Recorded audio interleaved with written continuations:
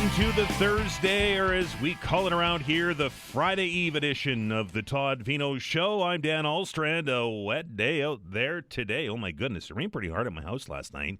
Again, for those of you that don't know, I live on the top floor of a building and has a metal roof. So I get an audio example of how hard the rain is falling, and it woke me up last night for a little bit. So. I was up around 4 o'clock this morning and looked out, and it was raining pretty hard, and thought, oh boy, it's going to be one of these days today. But driving in, it was still kind of raining a little bit, but not as hard as it was. And we know that we need the rain, right? Hearing some anecdotal information from people that have been affected by the drought that we've had this summer, particularly those on the on wells that are drying up. And I'm hearing from them that we're getting good rain, but we need a lot of it. And we need a lot of it very quickly because we know freeze-up is coming up soon. So hopefully the situation, if you are on a dry well and you're having to deal with that, I'm hoping that this wet weather we've had over the last couple of weeks will help you out a bit. It looks like today is it. Then Friday, tomorrow, we'll see a bit of sun mixing with some clouds. And then Saturday is another rain event. Now, not a huge rain event. The last forecast that I saw was about 5 millimeters on Saturday, just enough to keep things wet if you have some plans to get out and enjoy Nova Scotia on Saturday. And the good news about that forecast, and Vanessa Veinotte, who's doing a fantastic job behind the glass for us this morning, and I were chatting before the show started, and the temperature's going to go up, supposed to go up to like 14 degrees on Saturday, and then persist through much of the weekend and into Monday.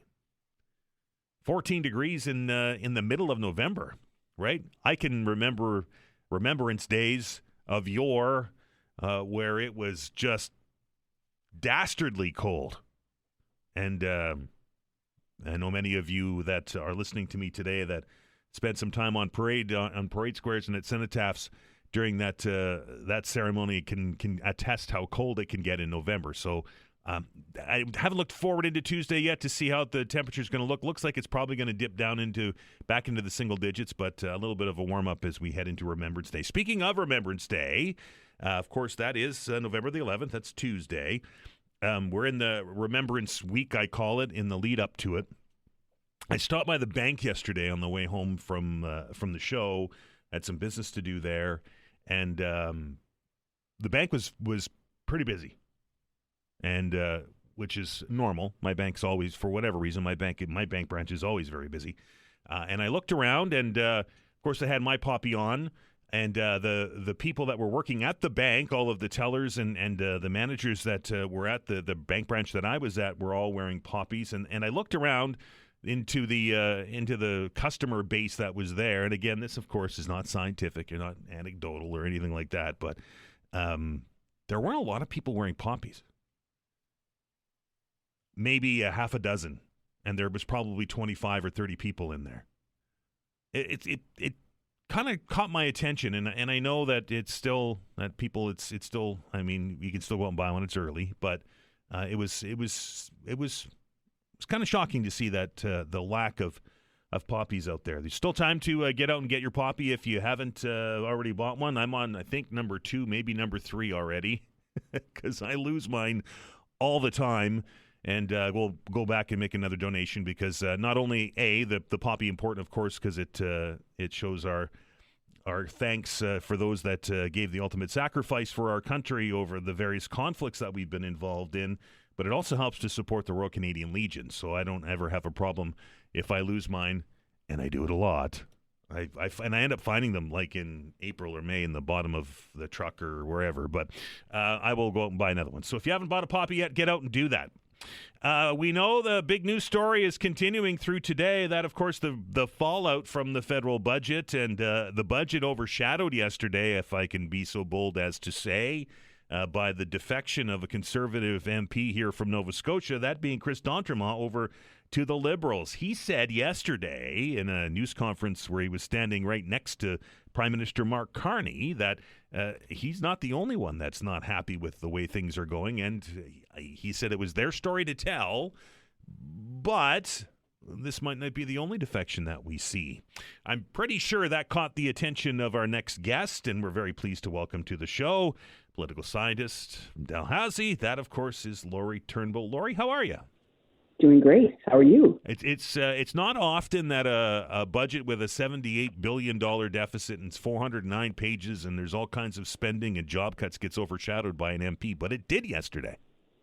Oh, it definitely did. The Chris D'Entremont decision to cross the floor absolutely was the buzz in Ottawa.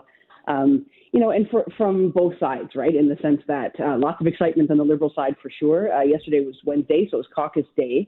And so that meant that his announcement on Tuesday to cross the floor meant that Wednesday was right away his first caucus meeting with the Liberals. And so, anybody who saw the clips from that could see, they're all cheering and hugging him and all that stuff. So clearly a very warm welcome for Chris D'Entremont.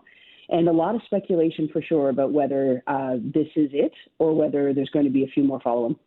It's very interesting that sort of the way that the whole thing fell out, and that right after the budget, but the kind of the yipping back and forth via release, right? D'Entremont and the Liberals putting out a release explaining why he made the decision. Then we saw an official release from the party whip that said he's got sour grapes because he didn't get the deputy speaker job. We had the former Conservative Party president here, Rob Batherson, take some pretty serious shots at Mr. D'Entremont, calling it the biggest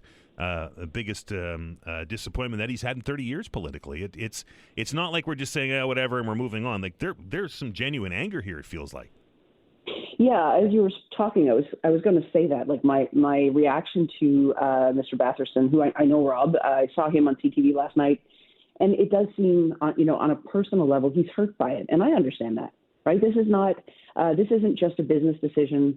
This isn't just, it never falls like that. It's not just about, I don't like the leader style, and so I'm going to move. I mean, it's partly about that, obviously, but it's also about these are people who you have had a career with for a long time, right? Like this is, the party helped you get elected. The party supplied volunteers, support, helped you raise money, all this kind of stuff. Like these people end up being, if you're in a party for a long time and you're at that operational level, it's like a family. And so, yes, there's going to absolutely be an emotional reaction, a very palpable one, and a sense of betrayal. It's a tough one. Floor crossings are never easy. Laurie, you're plugged into the Ottawa scene there. Has there been any kind of speculation or rumor about who these others are? Yes. So there has been speculation for weeks that the caucus is having some conversations about whether Pierre Poilievre's leadership is what they want. Not to the point that anybody's saying he's going to walk or there's going to, somebody's going to trigger the Reform Act or something like that, but more, a sense that some people are disgruntled. And I think that really came to a head when he made those comments about the RCMP and Justin Trudeau and the Aga Khan thing. I think for some people who might have questioned whether his leadership tone was the right one, that really kind of made them, I think, it seemed like that was a tipping point, and it made people start to really question things. So there were rumors about particularly Quebec MPs from the Conservative caucus, whether they might be thinking about going over to the Liberals. And then it sounded like the Conservatives kind of wrapped their arms around that. The Quebec lieutenant for the Conservatives, this is what I'm hearing, worked with these people, and now they're kind of back on track. But it wasn't D'Entremont. He wasn't the rumor I was hearing, but he's the one who crossed. Does this set up an unexpected, perhaps, bumpy ride for Pierre Poilievre when he faces that leadership review in January? I think so, because, obviously that gets worse to the extent that anybody else leaves the caucus, because then it starts to look like, oh boy, right? Like maybe he's got a real issue that's going to show up in a very difficult way for him. But I think even with one crossing and with the arguments that, with the reasoning that Mr. D'Entremont has put out, he's being upfront that he did not feel comfortable sitting with that leadership. And it does, I think, raise questions about whether Mr. Poilievre is able to keep moderates in the party. If you want to win government, you've got to pitch a big tent. That's the way it is. The Liberals know that. The Conservatives know that. Poilievre is not going to win with a narrow appeal. He has to keep moderates in the party if he wants to form a government. But it's really difficult because, he's trying to stretch himself, right? He's trying to stretch himself, wide enough so that he's still got the moderates in the party. He's still got the ones on the more extreme right because he needs all these votes to show up to make it happen for him. and it's very difficult to kind of keep those two sides happy at the same time. But d'Entremont's departure, and I think d'Entremont is very, very well respected on the Hill. Like, he is a very, very well-liked MP. People from all partisan benches really like him. And so his crossing in particular, I think, brings into focus some of the gaps and some of the weaknesses maybe in Poilievre's leadership. And you may have already answered this, Laurie, but the first question that came to my mind when I read this was, why now? I mean, this isn't like he's a first-year MP. He's been in that caucus for some time. Right. And so, I mean, I think it's like anything else. It's never one thing. Right. Things break down over time. And I have to say that around the time of the Speaker's vote, which is the first thing they do when they come to Parliament, right? You can't do anything until there's a Speaker, so the first decision a Parliament makes is to choose a Speaker. It seemed to me that Mr. d'Entremont was very serious about wanting that job, and certainly is somebody, again, who would appeal, like it's by secret ballot from the MPs. He's the type of person who has a lot of respect across party lines, and he's the type of person I think who would have done very well in that vote. And at the last minute, he drops out. And I was so surprised by that. And, you know, the rumor is the Conservatives wanted him to drop out. They pushed him to drop out because they didn't want a Conservative to be the Speaker. They wanted to be a Liberal because that takes them down one vote. And I understand the logic of that. It's politics. You know, that's the way it works. But if he is expected to sit in that party and there's no trajectory for him in terms of what he wants to do, and he's not comfortable with the tone of the leadership, and he won his seat, even though, again, he's extremely popular. He only won by 533 votes. Right. And he sees Poilievre as a liability. That math adds up really fast. So I'm not surprised. If there's going to be any more defections, Laurie, if there are these other people that are as Mr. d'Entremont said, going to tell their own story, when do you suspect we'll see that? We'll see it during the budget debate or during the budget vote or after? Well, I think there's going to be a real push. Like, I mean, you know, obviously there's lots of talk about how the Liberals are actively courting members of the Conservatives. I think, and they're in a particular spot to do this because Mark Carney is not Justin Trudeau. Prime Minister Carney is, you know, this looks very much like a Conservative budget. This is a time, I think, where moderates in the Conservative Party might find that they are comfortable with Mark Carney's leadership because he's not left of center, right? Like he's a fiscal conservative. That's his focus is the economy. And so there's lots of people in the Conservative Party who, again, if they're moderate, if they're centrist, they might be very comfortable with Carney. So I think the Liberals are going to try to push this to get who they're going to get by the budget vote. That way they pass it. They've got their majority. Like it's a big thing. If they do the budget vote without any more crossers over, you know, maybe efforts will die down after that because then the government's got their mandate from the budget. They've got enough to run with. It maybe, you know, the effort to get people across will be less then. So I'm wondering if anything shakes out over the next week or two. If we don't see any more defections, Laurie, and this does go to a vote, there's been some speculation that it may be tough to see this budget pass. Do you think it'll pass if there's no more defections? Yes, because I think now they're up to the 170. All it needs is a couple of NDP MPs to stay home. And they've already hinted that they're open to doing that because I don't think the NDP wants to force an election right now. So I think at the end of the day, this thing goes through. Interesting times on Parliament Hill. Always interesting times. For me, not for everybody, but for me. But this is especially interesting. It's Christmas come early, right? You bet. All right, Laurie, appreciate your time.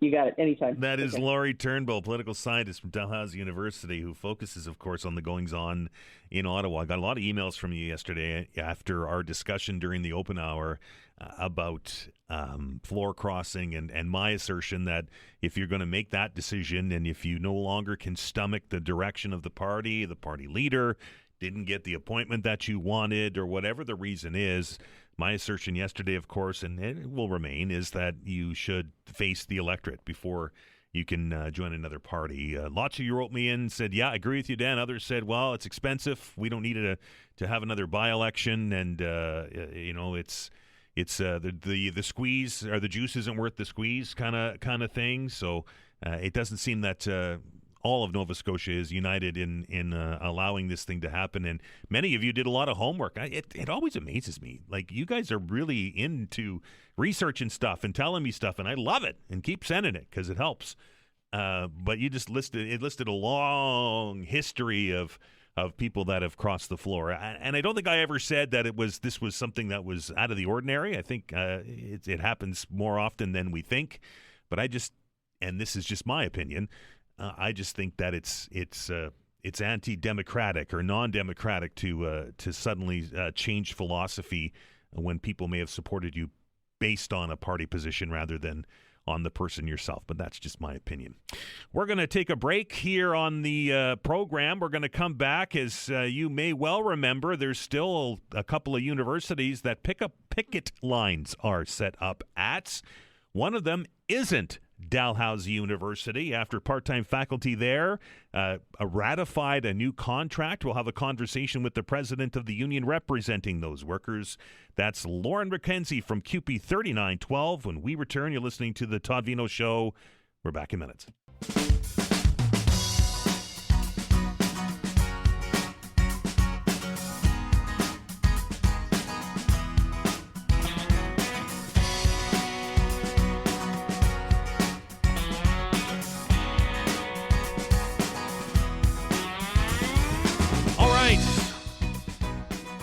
CTV story on this says the union representing part-time faculty and teaching assistants at Dalhousie University says their new collective agreement scored significant improvements to wages and job security. CUPE Local 3912 says its Dalhousie members voted 85% in favor of ratifying a new agreement when they struck that tentative deal back on October 20th, avoiding a potential strike at that university. Always a pleasure to welcome the president of CUPE Local 3912. That's Lauren McKenzie to the show. Lauren, how are you? Hi, Dan. I'm great. How you doing? Good. Not too bad. Good. Let's start with Dalhousie. Of course, some labor peace there now, I would suggest. Yeah, we're feeling pretty good about our Dalhousie members. They got a good fair deal. It's not a perfect deal, but it has laid a great foundation for our members moving forward. Was it purely a financial deal? Was there other language in this new contract? No, Dan, this was never all about money, right? Our members they're contract workers, and precarity is a really big piece of their lives. So as much as we look at wages, we look at trying to give our members a little more job security, a little more stability, knowing where the next paycheck is coming from, the next contract is lined up. So we got some really key wins in that area as well. How long's the deal for? The deal's for 3 years. And is it retroactive, or does it start now, or how does that work? Yeah, so actually, Dan, I'm glad you asked about that. Like, as I mentioned, the deal wasn't perfect. Right. We had to make hard choices, and that was really a very difficult choice, was leaving retro out of the deal. But we made some really good gains, and our new contract amounts start as of September 2025. So this year. That's right, yeah. So I imagine members there happy to get back to work and do what they do every day. Yeah, I mean, our members are people who love their jobs, generally, which is in part how we got ourselves in this predicament in the first place, right? We see the erosion of our spending power and changes in our market and in our community. But teaching has always really filled in the gaps for people. Like, it's so hard. I don't make enough. I'm struggling, but I love my job. But I love what I do. I love being in the classroom. So to be in the classroom and to know that you're being paid fairly and that there's some job security, I mean, that's what we're all about. There's two institutions in the city where there's not labor peace, and strikes continue at both SMU and at the Mount, correct? Mm-hmm. Yes, yeah. How are the negotiations, or if have there been any negotiations in those two? Well, we have not heard from St. Mary's. We are, really hoping that the university will make efforts to meet with us. We sort of said our piece, I think, when we called a strike, and we're open to negotiations from St. Mary's, of course, and the Mount. We did have a meeting with the Mount, and we felt, concerned about the, what was behind their request for a meeting. Unfortunately, we felt the meeting was, not productive. They put another week offer out there, and we felt, that it's not really a meaningful return to negotiations. Any and then any new negotiations planned in these two situations? No. How was the last time we chatted, Lauren? You said that that morale was pretty high on the picket lines. Everybody was having a picket party, I think is what you said. How we're getting into November now. We're getting into the cold time of the year, and where Christmas is right around the corner. Is that morale still high? Yeah. So, I mean, there's no doubt, right, that the weather has changed. We're now in late fall, and we're adjusting. These members, they're not like outdoor workers. They're typically in the classroom. So we have bought every pink toque and pair of pink mittens across the city. We're making pink fleece scarves. We've trying to keep people warm. We've got some plans for next week. The picket line burn barrels and heating lamps. There's no doubt that the energy is still high, and maybe even a little higher, since folks have to keep moving to stay warm. How's the support from students been? Obviously, it's impacting their education. Yeah, well, we really need student groups at SMU and the Mount to support our strike. And what that means is, we have a letter campaign. We want student groups to share with their members, student unions to share with their members, and to really reach out to the university, because the students, they have a lot of power in this. And we are dedicated to our mission of educating our students. And we want to see that dedication coming through from the employer as well. We want to save this term. We don't want this to go beyond a point where students, their term is impacted. So like I say, we have all the power to start this strike, and the employer has power to end these strikes and to get us back in the classroom and to get operations going. We're in communication with student unions, and they have very valid concerns. They say, if there's a wage adjustment for instructors, does that mean that the university is going to hike up our tuition? And these are real conversations that we need to have with students, and they need to have these conversations with the administration as well. Obviously, standing by the phone, and we'll certainly get back to the table if the two universities decide to restart talks. Mm-hmm. Yeah.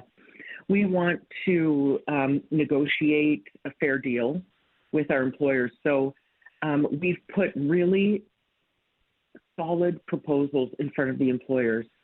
Our proposals are based on research of the market, of our sector, post-secondary. Our members are great researchers. And CUPE, of course, we have lots of great support and resources.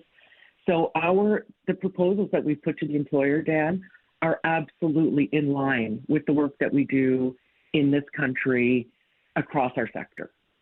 And so, the employer, I'm not sure what's supporting their rejection, but we've got lots of great evidence and research to support our proposals.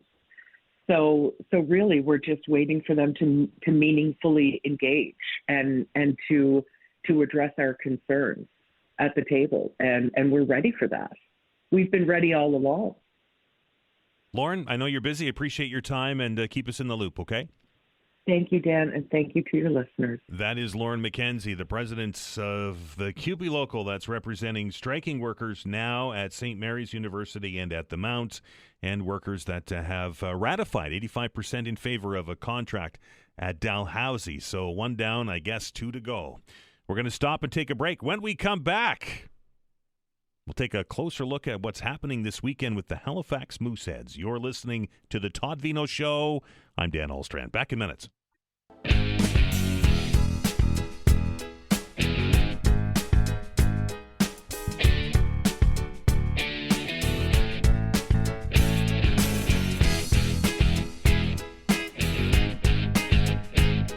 Felt like a kick in the gut, didn't it? Just listening to Shelley read the news and talking about the rain, and I looked out the window at the same time she did, and lo and behold, there were some flakes that were falling. After I started the show saying, hey, everybody's going to warm up this week. We're going to get to 14 degrees on Saturday. Vanessa says I jinxed things. Tends to happen around here. Anyway, I don't suspect that. I did see, however, that we're talking about that. I did see some pictures earlier today from Mount Tom. For those of you who have traveled up that way and into Mount Tom, know that it's the higher elevations, right? And the ground was white, and people were reporting slippery conditions. So we're not that far away from it. I don't suspect that we'll see white ground and slippery conditions other than hydroplaning here today. But, wow.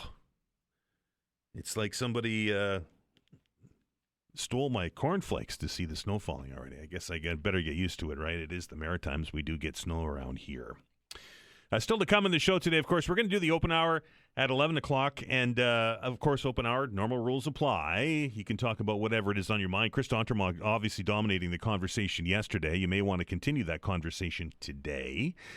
But I'm very curious. I know I was talking about the poppies at the bank earlier in the show today, but whilst it was a fruitful visit to the bank, whilst I was waiting in line to do my banking, the eternal conversation was happening in front of me. I shouldn't say the eternal. The November conversation was happening in front of me. We know that Remembrance Day is the 11th of November, and that the Christmas season follows very shortly after that. So there was a debate happening. It's I don't know if it's because I've been doing this for so long that I eavesdrop, and it's probably rude, but it's how I get a pulse on what people are doing. But they were having the Christmas light debate, right? It's only Remembrance Day is on Tuesday, so there's a weekend and a warm weekend that is going to be in front of that. It's going to rain, but it's going to be, at least I hope it's going to be 14 degrees. Vanessa's yelling at me to stop jinxing it. But I know many of you will be taking a look at that forecast and thinking, all right, well, it is November, and we did see some flurries, or at least some flakes, on Thursday, so maybe it might be time to put up those Christmas lights. And I know this is something that has been discussed here on this program before, and I'm curious as to what your thoughts are. Is it appropriate to put them up? Is it appropriate to turn them on until after November the 11th? Walked around the neighborhood, not last night because it was raining. I think it was the night before. And I have people in my neighborhood that have their Christmas lights up all year round, and they're on all year round. So it's probably not a good measure for that the uptake in my neighborhood. They're just like literally they put and it's not like it's one. It's a pretty significant light display, I will say, and it's up all year round. But I did see people had in the front of their balcony doors. Some people already had their Christmas trees up. So I'm going to ask you that question today. Is it appropriate to have your Christmas decorations up before Remembrance Day? That might be something you want to talk about as part of the open hour today. We do know that the Halifax Mooseheads will be returning home after a rather lengthy road trip. They've been in Quebec and had some success. Not the success maybe that they wanted, but they had some success early on in their road trip, and now they're going to end it up with a home-at-home beginning on the weekend. They will spend Saturday in Charlottetown, where they'll face the Charlottetown Islanders, and then they will have that matchup return to the friendly confines of Scotiabank Centre. And, of course, somebody just walked in with their Christmas lights on already. It's crazy around here. Anyway, we will have some hockey to watch in town. I know we've all been kind of focused on baseball as of late, and with the snowflakes flying today, maybe that puts you into a hockey mood. The Halifax Mooseheads looking to return home.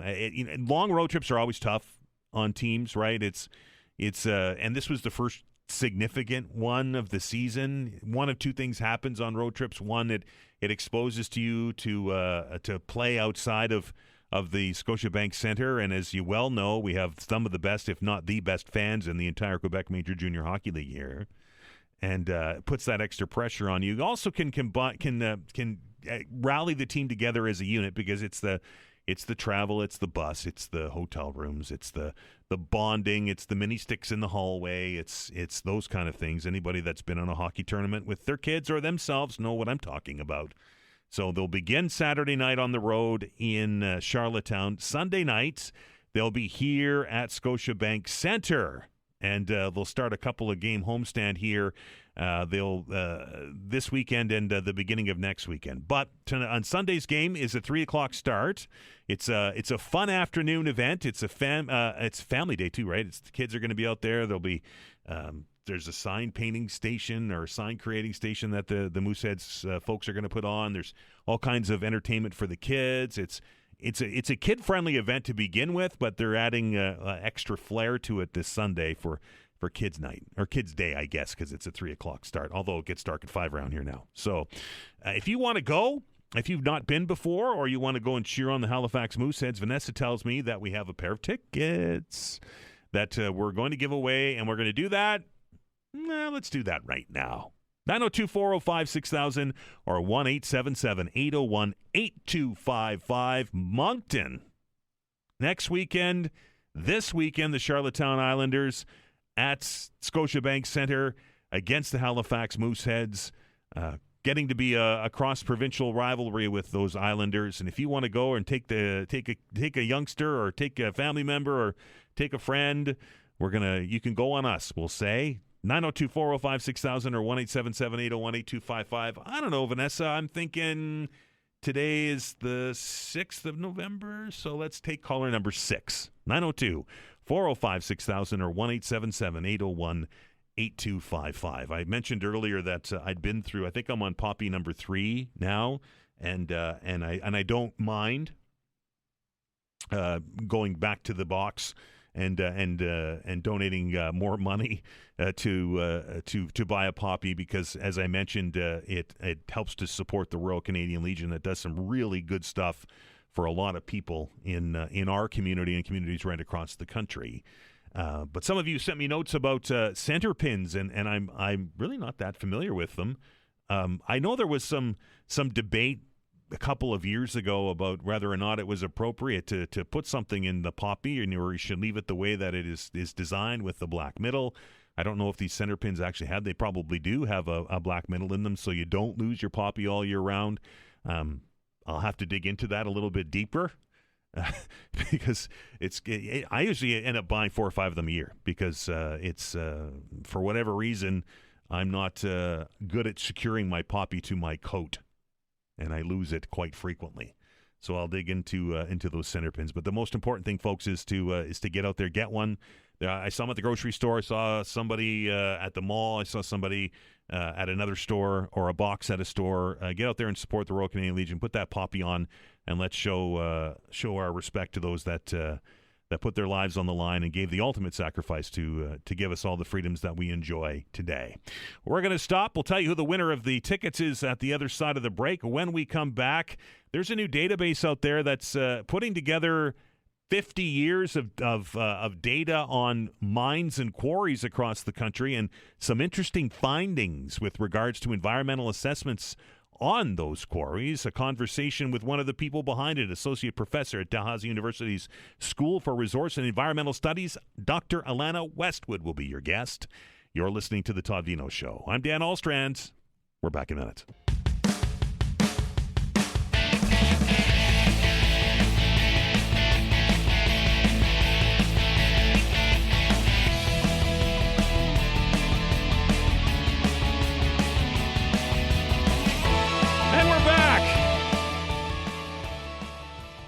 Hope you're staying dry out there today. I was out looking to see if the snowflakes had ended, and they have.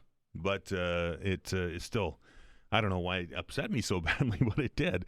As I mentioned before the break, a brand new database has been worked on now, available for looking at quarries and at mines in the country and taking a look at the environmental assessments that are done and all of the data that comes with that. And there was some interesting findings in it. We're very pleased to welcome to the show the Associate Professor at Dalhousie University's School for Resource and Environmental Studies, who was a co-lead on this research, and that's Dr. Alana Westwood. Dr. Westwood, how are you? Hi, thanks for having me. Oh, no, it's my pleasure. Tell me a little bit about this database and what kind of data you collected for it. Well, as I think is probably everyone's aware right now, we're in this moment of actually a new modern minerals rush that is the biggest one we've seen in terms of like what's proposed for pulling out of the earth over on a scale that's unlike anything we've actually seen in Canada. So we wanted to say we've got all this data, we've been mining for a long time, we've been doing these environmental impact assessments. What can we learn from what's been done from the past? And the first part of doing that is finding the data. And as we started to look for the data, all of these data are required by law. They are supposed to be publicly available. The public has a legal right to them, and we could not find a lot of it. We had to do access to information requests. We had to email regulators. We got blocked internally on some of these access to information requests, and it was actually pretty shocking just how low the transparency was from especially a lot of the provinces for just finding these data and information about mines and quarries that the public are entitled to. Blocked by whom? Typically kind of internal bureaucratic processes. So, for example, Nova Scotia, they only have information available for mines that were proposed after the year 2000.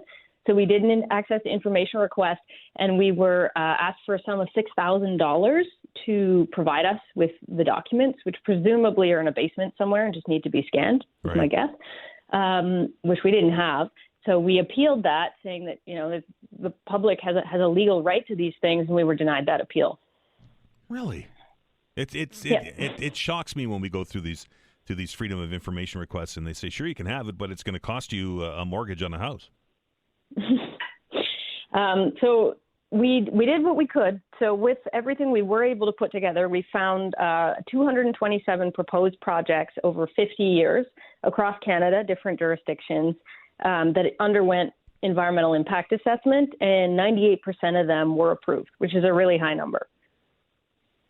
So it feels like the environmental assessment process is kind of a rubber stamp. Certainly accusations have been made of this. You know, there are arguments to be made that is better than nothing. So by going through this, we get public scrutinizing, Indigenous groups scrutinizing, government scrutinizing, and that the companies leading the projects kind of have to put their best foot forward by going through this process. And so that having this makes the proposals better than they would be otherwise.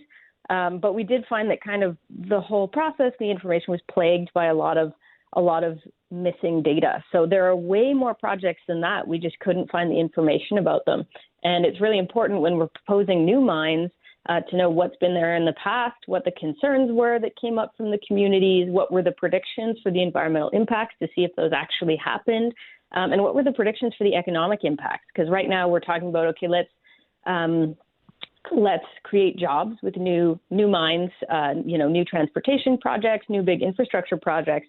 So in places that have good transparency and data like BC, researchers have been able to go and look at the predictions, the economic predictions, and see if that's how actually things panned out. And what they found was that the tax revenue and the employment fell quite a bit short of the predictions for these mines. We've never been able to do something like that yet in Nova Scotia because we just can't compile all the data available. It's not easily accessible to the public.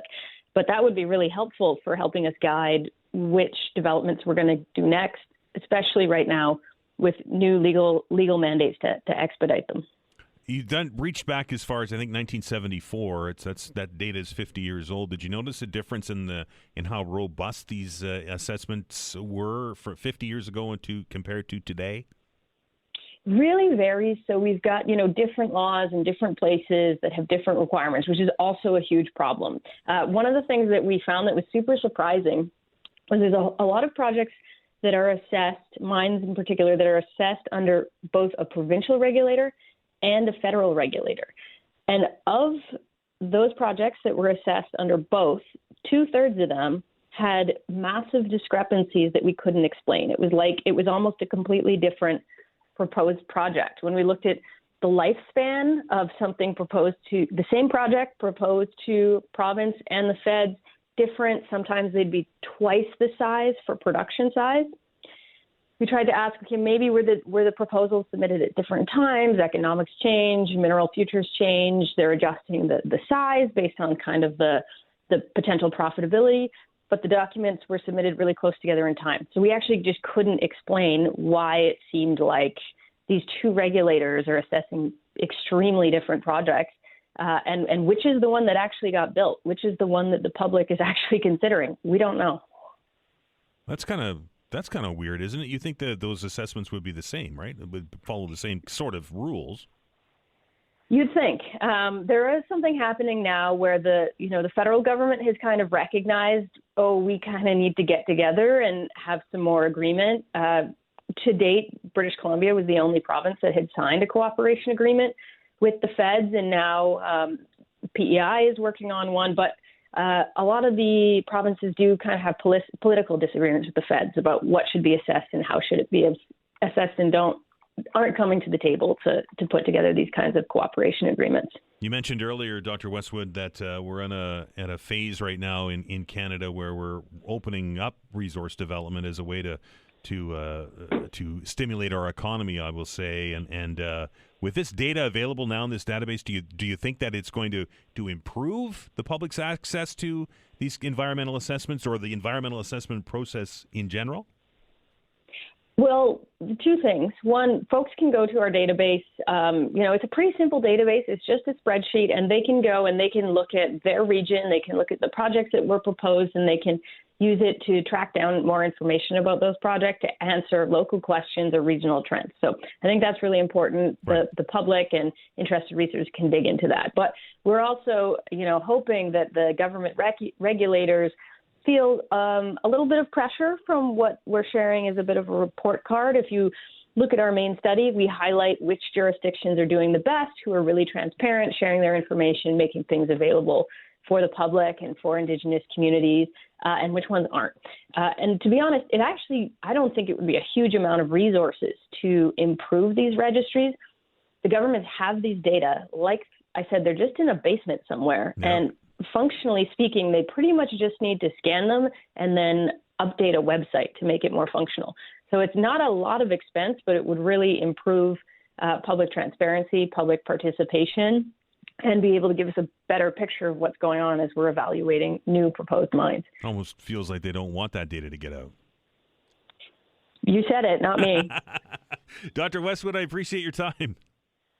Thanks for having me. That is Dr. Alana Westwood. This new database available to you if you can go onto the Dalhousie website and find it. And if you're into minerals and mining and quarries, and I know that every time we mention minerals and minings and quarries in Nova Scotia, there's often opposition to it. And interesting that this data exists, but it's not easily accessible even by researchers. And I will reiterate what I said about these freedom of information requests. It's part of the business that we work in here, and foy pops happen, but it tends to be just the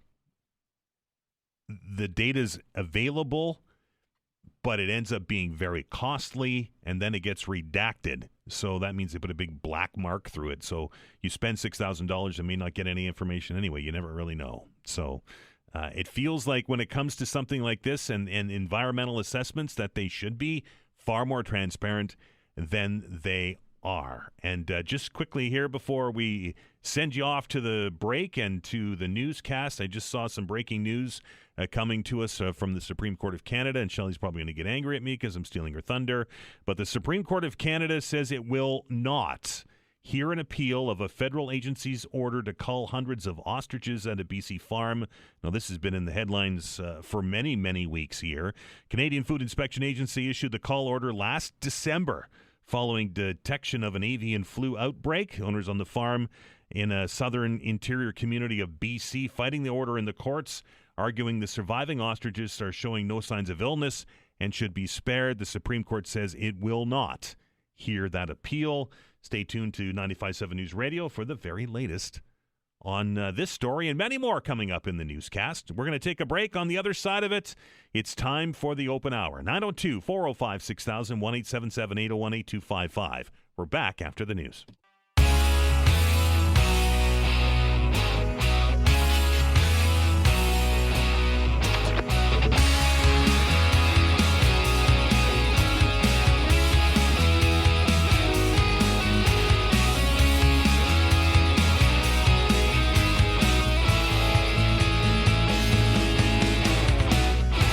Welcome back. It's time for the open hour. The lines are open, 902-405-6000 or 1-877-801-8255. Vanessa's looking at me like, is he going to start talking? We're running out of music. You think I'm getting used to it by now. 902-405-6000 or 1-877-801-8255. This is an open hour. Normal rules apply. You can chat about whatever it is on your mind. But I am very curious, and it came from a discussion that I eavesdropped upon yesterday. And that was the question about holiday lights, Christmas lights, and putting them up and lighting them up before Remembrance Day. Is that appropriate? Or should we, out of respect, wait and not start putting the holiday decorations or the Christmas decorations up in until the 12th of November? 902. Vanessa says the 23rd of December, but that's a little bit late. 902-405-6000 or 1-877-801-8255. Let's get right to the phone lines. And we welcome Leanna to the show. Leanna, how are you? Good morning. I'm great. How are you? I am good. What's on your mind today? I'm calling in today to ask people to sign our petition to uphold Eastern Passage planning laws and protect our waterfront. There are two developments that the city is trying to pass right now, and one is for 64 units and the other 22 units. And so we want them to uphold the reinstated 12-unit limit, which accidentally was removed during a CAP bylaw update in May of 2024, and when the error was discovered, it was reinstated in 2025, March. But during that oversight time, these two applications were submitted, and they should never have been permitted in the first place. So now we're fighting against it. Leanna, there was a public meeting schedule on this a week back or so, was there not? Mm-hmm, yes, there was, and I attended that. How did it go? Well, there were about 113 people there, and generally people are very upset about it. You know, it really goes against the character of our community. It's really become a little tourist town down here. It's a beautiful place to live. It's a small town. People are against this. You know, there's lots of land. There's lots of places to put large density units. We don't have to ruin our waterfront. Leanna, for those who are unfamiliar with what we're talking about, where are these proposals happening? Whereabouts in Eastern Passage? Well, do you want me to give you the address? One is at 1407 Main Road, and the other is at historic Quigley's Corner, 1509 Main Road. And so when people drive by, when visitors drive by, when people get off the bus, you can see the iconic fishing boats, the creek, the little shops at Fisherman's Cove. We have a beautiful boardwalk at McCormick's Beach. It really threatens our way of life here and the character and the preservation of our community. So it's very close to Fisherman's Wharf, just for a landmark for people that aren't familiar with Eastern Passage. Oh, yes, it is. Yes, it is. Yeah. Okay. Yeah. So we have a petition, and so far we have around 350 signatures that we just put up about 24 hours ago. And the consensus seems to be that most people in the community are against this. And we just want City Council to do their job. These two, they're only allowing these developments for these two properties because they were put in during the time that the bylaw change was accidentally changed. And by the time they realized their error, it was already too late. So, it's one of those things where, do we have to eat this mistake, or will they do the right thing and say no to the developments? You've had conversations, I assume, with Becky Kent, who's the councillor for the area? Yes, I have. I mean, there's a lot of gaslighting going on there in regard to the concerns of the community. And also, I personally have a well, an artesian well that's on the property line of one of these developments, and it's in threat now, under threat. Right.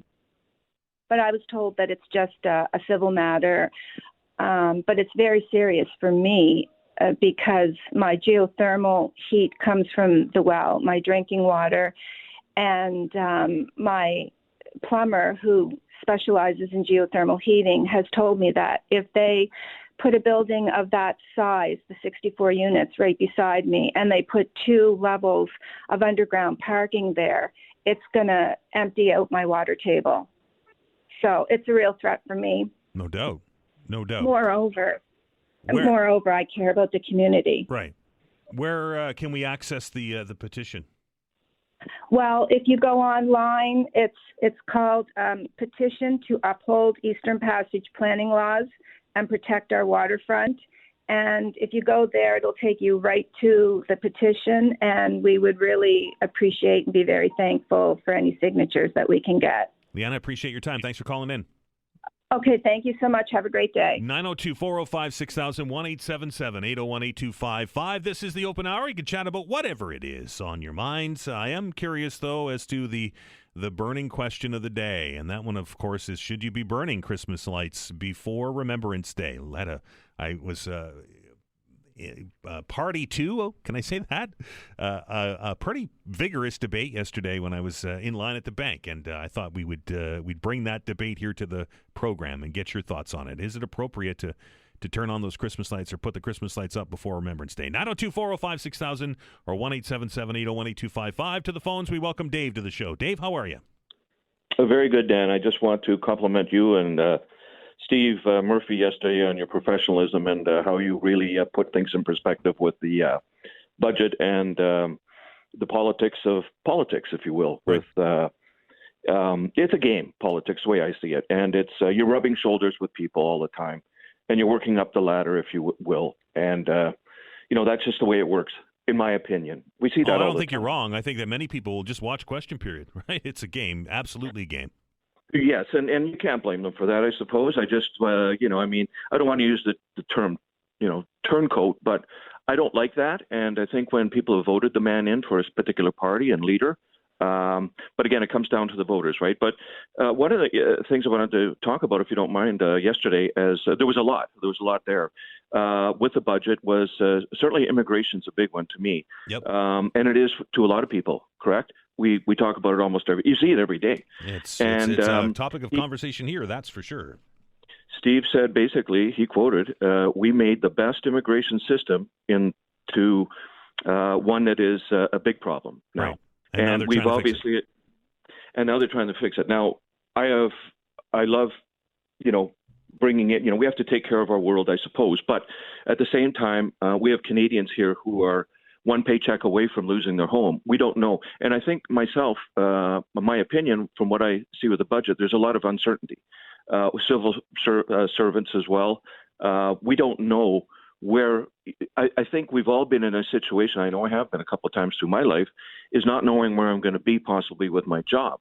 And I think you could probably say that too, right? Yep. It's a business that you're in that could change. And again, I'm not saying that we should have any insurance or anything like that. That's just part of life. But I'll tell you, if you knew that you're going to have a paycheck the next day and you were confident where you're going to be, you'll be out there spending more money versus tightening up the bootstraps, if you will.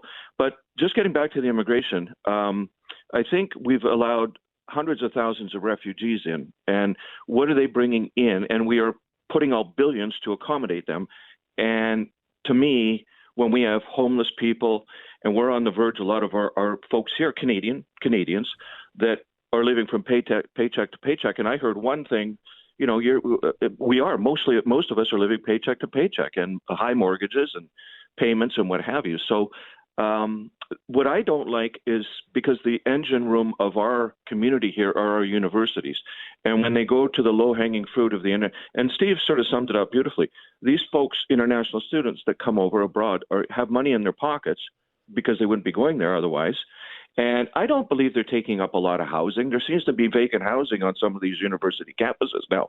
Dalhousie, there was a gentleman talking there. And, they bring in a lot of money into the community. They spend downtown. They, like you said, the Uber drivers, taxi drivers, everything. And I think it's just going about it the wrong way. And they also these students, these international students, may love our city. I know a couple. I've talked to people throughout groups of people. They love Halifax and they want to stay in Canada. And with their professionalism, whatever they're learning in their education system, they have a lot to offer.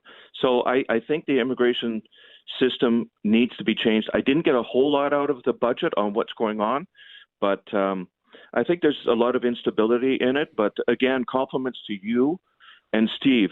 I just wasn't able to listen to the entire thing. I've been sort of listening in patches, and it was very good. And also your opening to yesterday was fantastic. I think that was a job well done, Dan. So thanks, Dave. Appreciate it. I appreciate it too. Thank you. Cheers. 902-405-6000, 1-877-801-8255 to follow up on Dave's comments.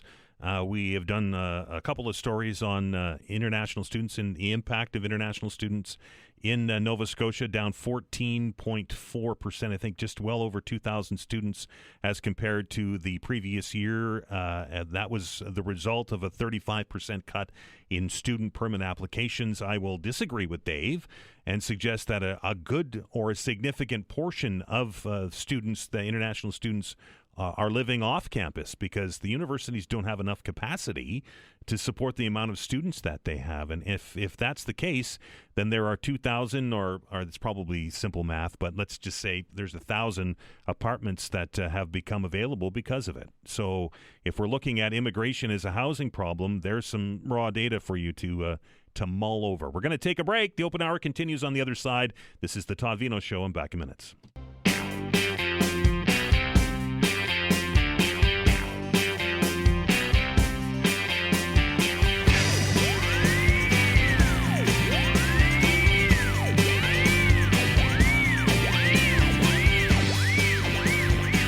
Welcome back to the open line. The lines are open. There's a couple of lines open there if you want to get on. 902-405-6000, 1-877-801-8255. Vanessa's like, hey, Prince Harry's in Toronto. I'm like, yeah, and he put a Dodgers hat on. I'm surprised they let him in the city. Anyway, 902-405-6000 or 1-877-801-8255. Let's welcome Nicole to the program. Nicole, how are you? I'm well, Dan. How are you? I'm good. What's on your mind today? Busy week, hey? It has been busy. It's after yesterday the other day with the the budget coming out and all of the news surrounding Chris Donterma crossing party lines, all of the alarm bells started going off in my head again, because I'm always looking for the bigger picture. Like, what's the bigger strategy that we might be watching unfold with him crossing the floor? Mm-hmm. And if we can, like, rise out of the emotions of Pierre Poilievre and perhaps his leadership, like, what's the bigger play? And I thought it was really interesting because Chris Donterma was the only non-Liberal MP in the province up until recently, right? And he's also the Liberal of the other major port in the province. So now, end to end, we have this really interesting corridor that seems to be supported inside of, what can we call it? A liberal relational web. Okay. And I find this really interesting, right? And I mean, we could go party agnostic with this, and we'd still see the same play. But right now, it's not. It's happening inside of the Liberal Party. And if we look over the past couple of years, so we now have Chris Donterma as the Liberal MP down in Yarmouth, which is a very resource-rich area. Mm-hmm. We have Tim Houston actively shopping the resources of Nova Scotia being a highly resource-rich province, but yet economically depressed, which doesn't make a lot of sense. We have the former mayor of Nova Scotia, Mike Savage, who is also a Liberal MP, appointed by Justin Trudeau to our executive cabinet. They will only ever say lieutenant governor, but he does form part of the executive cabinet. At the same time that appointment was made, we had the former deputy premier and clerk of the executive council appointed by Trudeau to be the president of ACOA, which is a very important organization in Nova Scotia when we're looking at economic development. We then had a former MP come from the federal government to become our mayor in Halifax. Mm-hmm. All of these corridors are necessary in order to move resources out of this province really quickly. So I'm just who's holding the reins then, Nicole? Who's all behind this? If this is a setup, there's got to be somebody that's is the game master here, right? I'm not saying it's a setup. I think the system is just working the way the system's designed to work. Okay. I think much to the point of the other person that called before me, I think it was Dave, I don't know that there's necessarily like a nefarious agenda. And I think that's the other side of the coin that people love to flip to is, can we find the villain? Can we find a nefarious agenda? I think at this point, the system is just so ingrained in people, and people are just doing the job that they believe they're supposed to do, that it's now kind of cycling out of control a little bit. But I'm just looking at a larger strategic plan being put in place, because even with the budget, they were calling it like a generational budget. It's not necessarily something that's going to happen right now. So if I'm looking at the setup of the particular politicians that are in play right now, and we're even talking about Tim Houston, where it's like, why are you trying to peddle energy we're not going to have access to in 20 years? Well, what are the different plays that need to be made over the next 20 years? What positions need to be filled? How do we move the approval process through as quickly as possible in order to allow these things to come into fruition? And if we're looking at areas kind of like Dartmouth Cove, we knew it was going to be a municipal, a provincial, and a federal jurisdictional bottleneck. We're going to run into that all across Nova Scotia because we're like 95% surrounded by water. So we're always going to have these jurisdictional issues. So how does everything funnel from the municipal to the federal level as seamlessly as possible so that when a domino does fall, it can move quickly? And even with the omnibus bill that went through with Tim Houston, where they're blocking potential protest on Crown land, like I'm just looking at everything leading up to a massive resource extraction in Nova Scotia. I think it's bigger than that, Nicole, and I will suggest that this is political parties, and I won't necessarily say it's one over the other. I think it's political parties that are eroding or are concentrating power into government offices. I think Steve Murphy and I talked about it yesterday. I think that some of the decisions that have come from the Premier's office are him becoming the energy minister is an example of one office getting more power than it probably should have. Oh, absolutely. I mean, Dan, it's not lost on me right now that we're watching the resurgence of the Hudson Bay brand come through. Right. At the same time, we're looking at these, right? It's almost laughable. It's so ironic. Are we reliving 1670 all over again? Like, what's happening here? But, I'm glad that this conversation is happening now. I think, unfortunately, we've gotten to that point where we're getting into crisis mode, but I think it also speaks to the immigration issues that we're seeing. And in Nova Scotia specifically, we are an aging province. We have a demographic cliff coming. And so in the next couple of years, we're going to have a big problem here population-wise if they're not bringing in immigration. And unfortunately, from a land protection perspective, if you're not born here, if you're not raised here, if you don't have roots here, you may not have the same inclination or motivation to protect the land, not if there are economic availabilities to you for the future of you and your family and the legacy that you're looking at leaving here, which Canada is also an immigrant country, right? So there's just a really interesting play that's happening right now in Nova Scotia, and I have too many tabs open in my brain, but they seem to be webbing all the time. And Chris d'Entremont was a very interesting strategic move, and I don't think it's as emotional as the news wants us to believe it is. I think it's definitely tied to the energy policies for the province of Nova Scotia. As always, a pleasure, Nicole. Thanks, Dan. 902-405-6000, 1-877-801-8255. And I don't think that there's a game master that is pulling all of these things. I think that this is politicians seizing an opportunity to try and solidify all of their power into one area so that they don't have to deal with some of the bureaucracy that we've had over the last few years. That's my personal opinion. Very quickly, before we take the break, got an email from Rob. It says, hey, Dan, crossing the floor, not a new phenomenon. In fact, 300 MPs have done so since Confederation. I would argue that it is, in fact, a good thing that MPs are free to cross the floor, given the stranglehold parties seem to have over our MPs. It's one of the few ways that MPs can push back against their own leadership. Knowing that their MP can leave the party and cross the floor keeps party leadership in check and forces them to consider the views of backbenchers. And that from Rob. Rob, you're right. I'll agree with you there. Unfortunately, patronage works its way into that, and promises of goodies works its way into that, and then it becomes the decision of the individual MP is rather of the MP representing the views of the constituents, if that makes any kind of sense. I worry that if somebody dangles a carrot and dangles a cabinet position, which we've seen, Scott Bryson, and there's a big pay increase and there's a power situation there, then it becomes less about representing the views of your constituency and more about the MP as a person. We're going to take a break, get an update of the news. Open Hour continues on the other side. Back in minutes.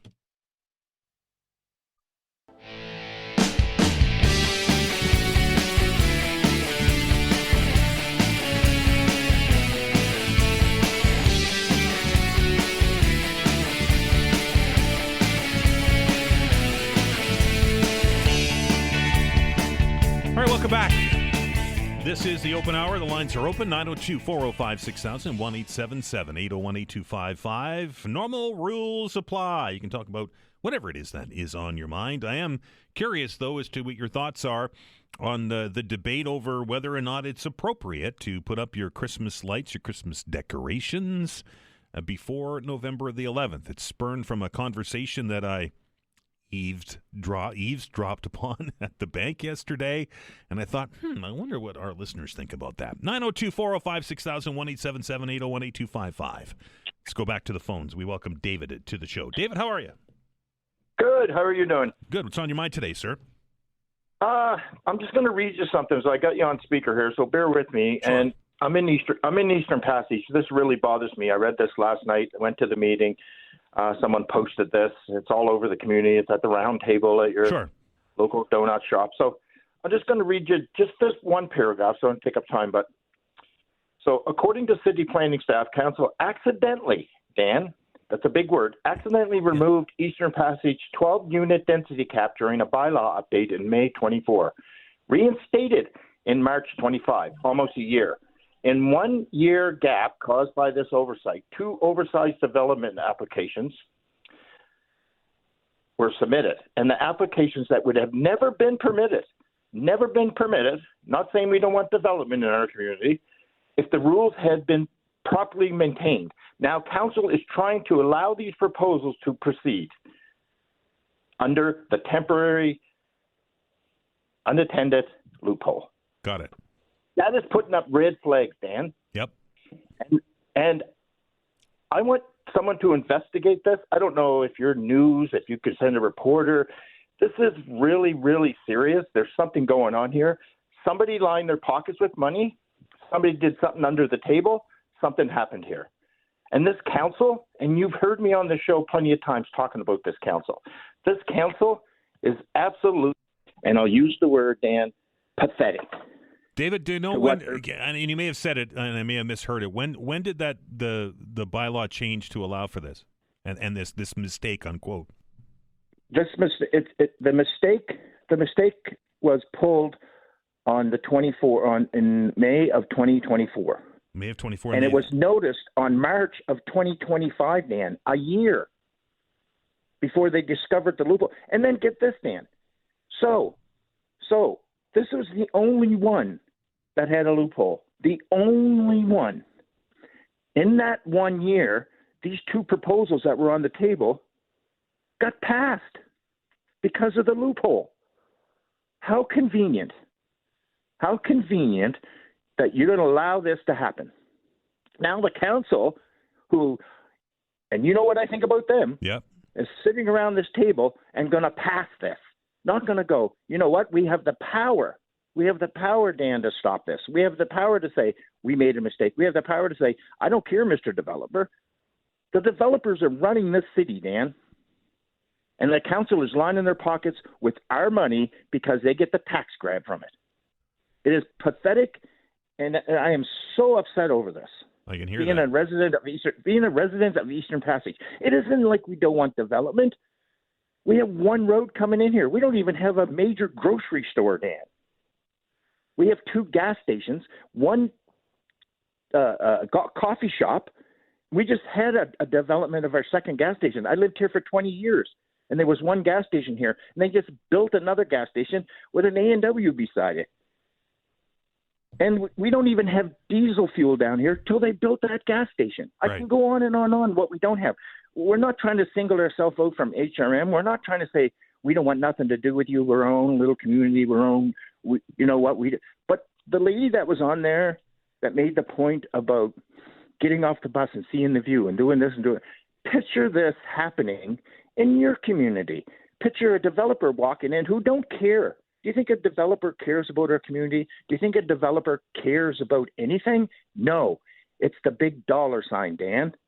And the bigger, the better, the more I make. And do you think it's affordable housing? Yeah, right. You won't even be able to afford to rent one of those places on the waterfront at Quigley's Corner, blocking out everything. Do you think the developer's going to live there? No. Do you think he cares? No. But obviously, council has to do something here. They have to make a move. Because if they don't, this community is going to be in an uproar. And any community would. If you want to go by the law and put 12 units, go right ahead. We welcome that. We have one in Quigley's Corner now that is beautiful looking and designed right. But these guys are popping up buildings. They're popping up development, and they don't care about anybody. They're blocking off streets, blocking off sidewalks. And they're making a mess of the city. All right, David. Appreciate it, sir. Look out your window. I know, I hear absolutely. There's cranes everywhere. I appreciate the call and appreciate you raising it, David. Have a good one. 902-405-6000, 1-877-801-8255. Perhaps Councillor Kent is listening and can explain that 1 year gap if she's out there. If not, I'll get Vanessa to reach out to Councillor Kent. And we'll try and get her to join the program to explain her position and the city's position on this, because it's obvious that the residents in that community are not very happy, particularly with the way that the whole thing rolled out. I get that there's opposition to development in many communities, in many neighborhoods. It happens quite frequently, but this one has a little bit more of a I don't know if stink is the right word to say, but it has certainly raised a number of eyebrows, including mine. 902-405-6000, 1-877-801-8255. Let's welcome Mike to the show. Mike, how are you? Not too bad. How are you doing? Good. What's on your mind today, sir? Well, firstly, I called about the Christmas decorations, but then as listening on, I got a couple other comments too. Sure. The Christmas decorations, I think where we live and the climate that we have here, I don't think they should be up before Remembrance Day, but anything that's outside, we got to seize the opportunity with the nice weather to get our lights and that on. But that don't mean you have to turn them on, plug them in, and have them lighted up. But you should be able to put them up and have them up there when you have a nice day to do it. But after Remembrance Day, that's when you flip the switch on everything. I can remember many days trying to put Christmas lights up in the cold, -1, -2, with my fingers freezing. Exactly. So you take the opportunity, if we're having a nice weekend, you put them up. But that don't mean you have to plug them in and turn them on and have everything going full tilt before Remembrance Day. Got it. Yeah, And number two, on the Dalhousie crossing the floor in the up there, I think they should be able to leave their party, but I think they should have to sit as an independent until the next election date, and then run if they want to run as a Liberal instead of the Conservative they were voted in as. The people that voted them, some people vote for the party, some people vote for the individual. But either way, he was voted in as a Conservative. Now, if he wants to leave the Conservative Party, he should have to sit as an independent. He can vote with the Liberals. He can vote with the Conservatives, whatever he wants. He's an independent. When the next election comes up, if he wants to run as a Liberal, well, then the people in his community will make the decision if they want him in there as a Liberal or if they want to vote someone else in as a Conservative. Makes sense to me, Mike. And as far as this Eastern Passage, I think something dirty went on there. Yeah, it doesn't sound right. And like I said, we're gonna dig into that one. Mike, I appreciate the call. Thank you very much. 902-405-6000, 1-877-801-8255. The open hour continues after the break.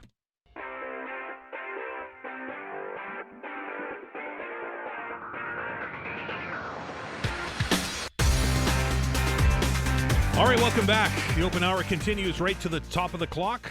A couple of lines open if you'd like to get on, 902-405-6000 or 1-877-801-8255. Let's welcome James to the show. James, how are you?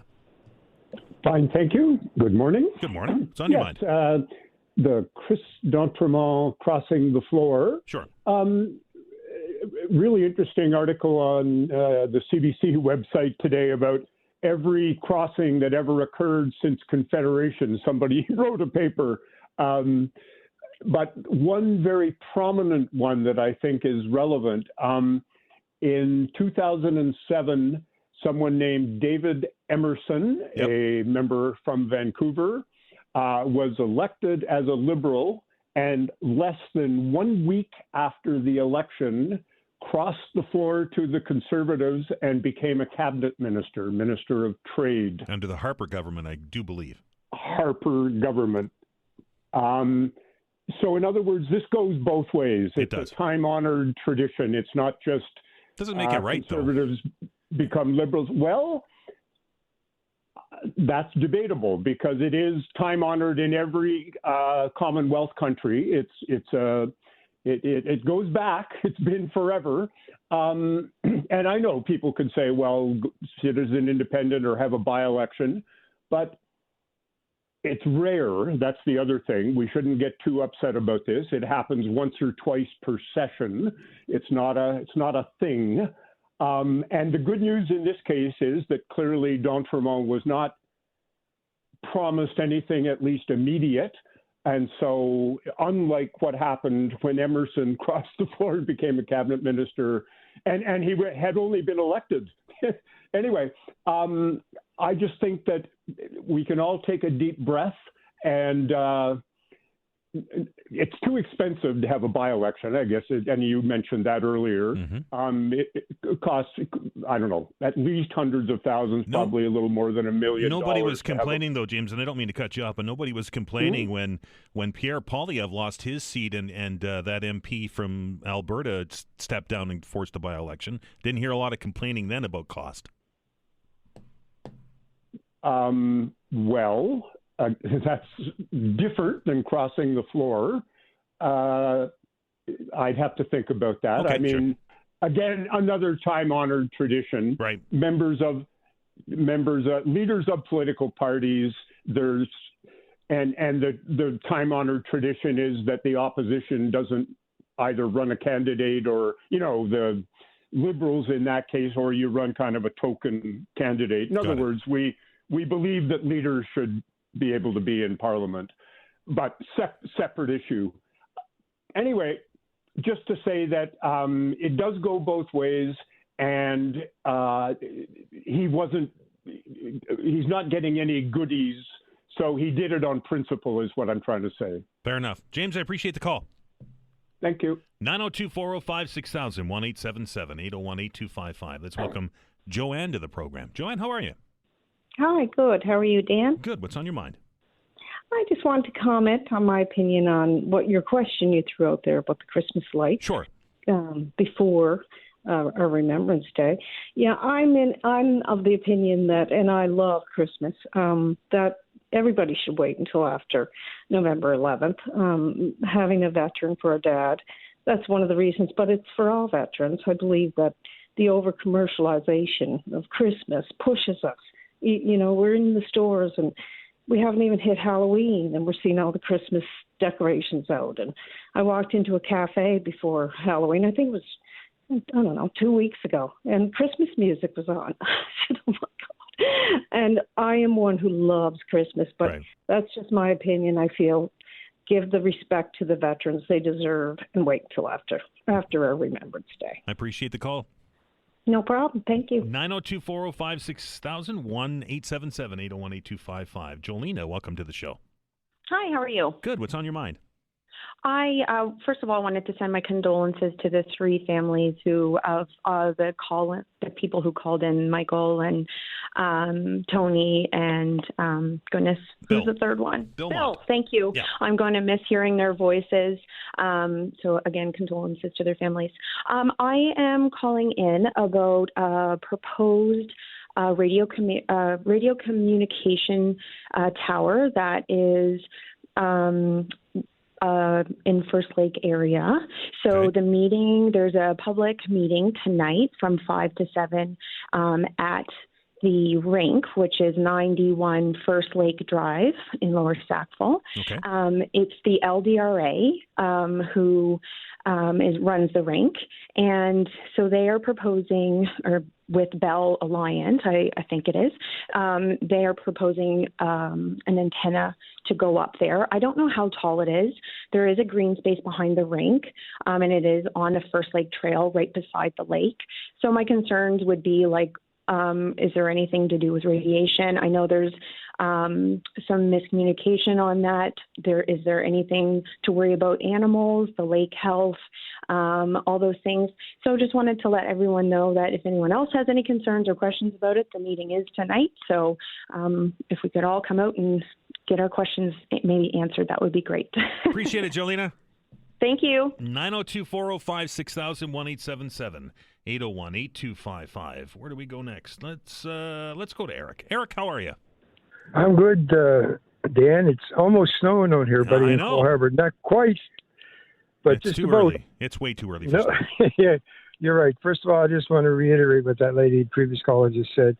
I'd like to pass my condolences on to Mike and Tony and Bill and their families, and I hope they rest in perpetual peace. I enjoyed their comments very much. I'd like to talk about immigration, and I'm going to try to do it very quickly. Okay. We stopped going forth and multiplying probably in the 60s and the 70s, and our birth rate never kept up to what we need to sustain our society. Now, the demographers have said we need a 2.1 population thing to be able to sustain ourselves. And also they say that for every person retired, you need 5 people working. I don't think we have that ratio. So not Nova Scotia for sure. Absolutely. No, and the infrastructure consequently didn't keep up with a birth rate that would have sustained that. So that's why there's such a lack of space in my view today. Now, we try to make it up with immigration. Now, I'm the son of an immigrant. My mother came here 1929, off a boat with a trunk, with all the hopes of her life. Mm-hmm. So I'm not against immigration at all. But if you have a 500-room hotel, I'll draw this analogy, and you bring in 10,000 people, it's not going to work. It's not fair to the people that are coming here, because they're coming here obviously to have a better life, and it's not fair to the people that have been here. So, mass migration is a big problem. I'll go international just for a second. I'm not going to get into the political aspects of things, but you look at mass migrations and the problem they're having in England, the problem they're having in Ireland, the problem they have in Spain, France, Scandinavia, Holland.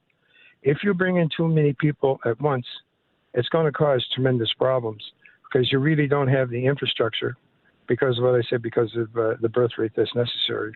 So I think we all have to have some patience. And some of the comments that were made about people, where I go buy my gas is all kids from India, and they came here looking for a better life. Some of them are living 7 and 8 people to an apartment. That's kind of tough. And are they actually having a better life? I don't know. And then when you look at all these people coming here, then you hear about these programs that Tim Hortons and all this kind of stuff, they're being subsidized. What is the government has brought all these people here? You can't have them unemployed because that creates a disaster within of itself. So they have to employ them.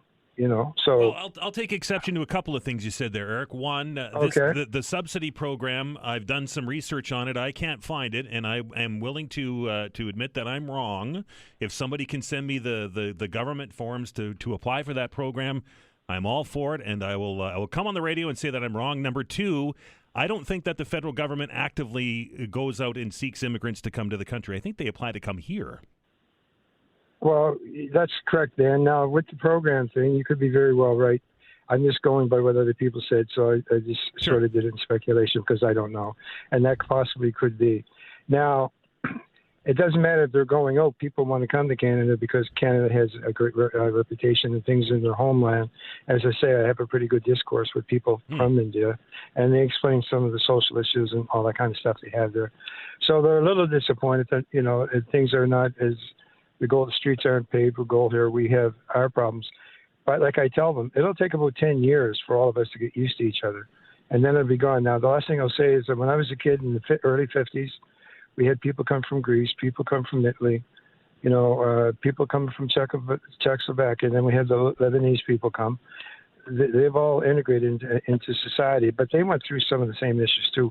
People back in those days, I remember when I was a kid, they were complaining about immigrants in. So it's always something that's going on. But I think we have to have some patience and have a little bit of charity and try to help people as best we can. But the government really has to get a better way of immigration and do a bit of a better job and keep it under, a reasonable control. People can look after themselves. That's just my point in that, Dan. Appreciate it, Eric. Thank you. You have the last word today. 902-405-6000, 1-877-801-8255. Remember that number, because tomorrow is Friday. We'll do the Friday Free-for-All, and that's exactly what the Friday Free-for-All is. Your chance to talk about the issues of the week.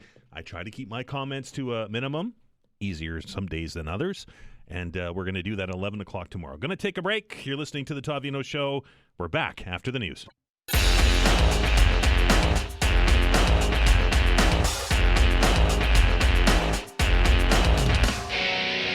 Welcome back. This is the Todd Veinotte Show. Lots to talk about with our next guest, who I will introduce now. And that, of course, is the leader of the provincial NDP, and that is Claudia Chender. Claudia, how are you? I'm great. Dan, how are you? Busy. It's been a busy news cycle and a lot of things happening in the province and across the country. Absolutely. You have made a couple of announcements this week that piqued my attention, and I would imagine some of our listeners. And one of them happened, I think, was today, that you created a new kind of portfolio for one of your members. That's right. Well, we've appointed Paul Wozni, who's the MLA for Sackville-Cobequid and probably familiar to many of your listeners as a former head of the Nova Scotia Teachers Union, as our critic for ethics and accountability. And this is a role that exists in other provinces and has to exist here because we are just seeing a pattern of favors for friends and insiders. That's definitely the way that Nova Scotia politics has worked in the past, but something I think many of us thought we had finally gotten rid of. Claudia, this obviously there's just a number of examples of this, and one of them I'm looking across the harbor at right now, and that's Dartmouth Cove. Mm-hmm. Yeah, well, listen, Dartmouth Cove is in my backyard, and I was just at a meeting of residents last night. It's what's happening in Dartmouth Cove is a company wants to make money by using it as a dump. And for folks who haven't been there, it's a beautiful stretch of trail that runs really from kind of one ferry to the other, not totally continuously, but mostly. And tons of people use it. There's hundreds of people on that trail every day. They're having picnics. They're biking to work. They're getting some outdoor time because it's bordered by a lot of apartment buildings.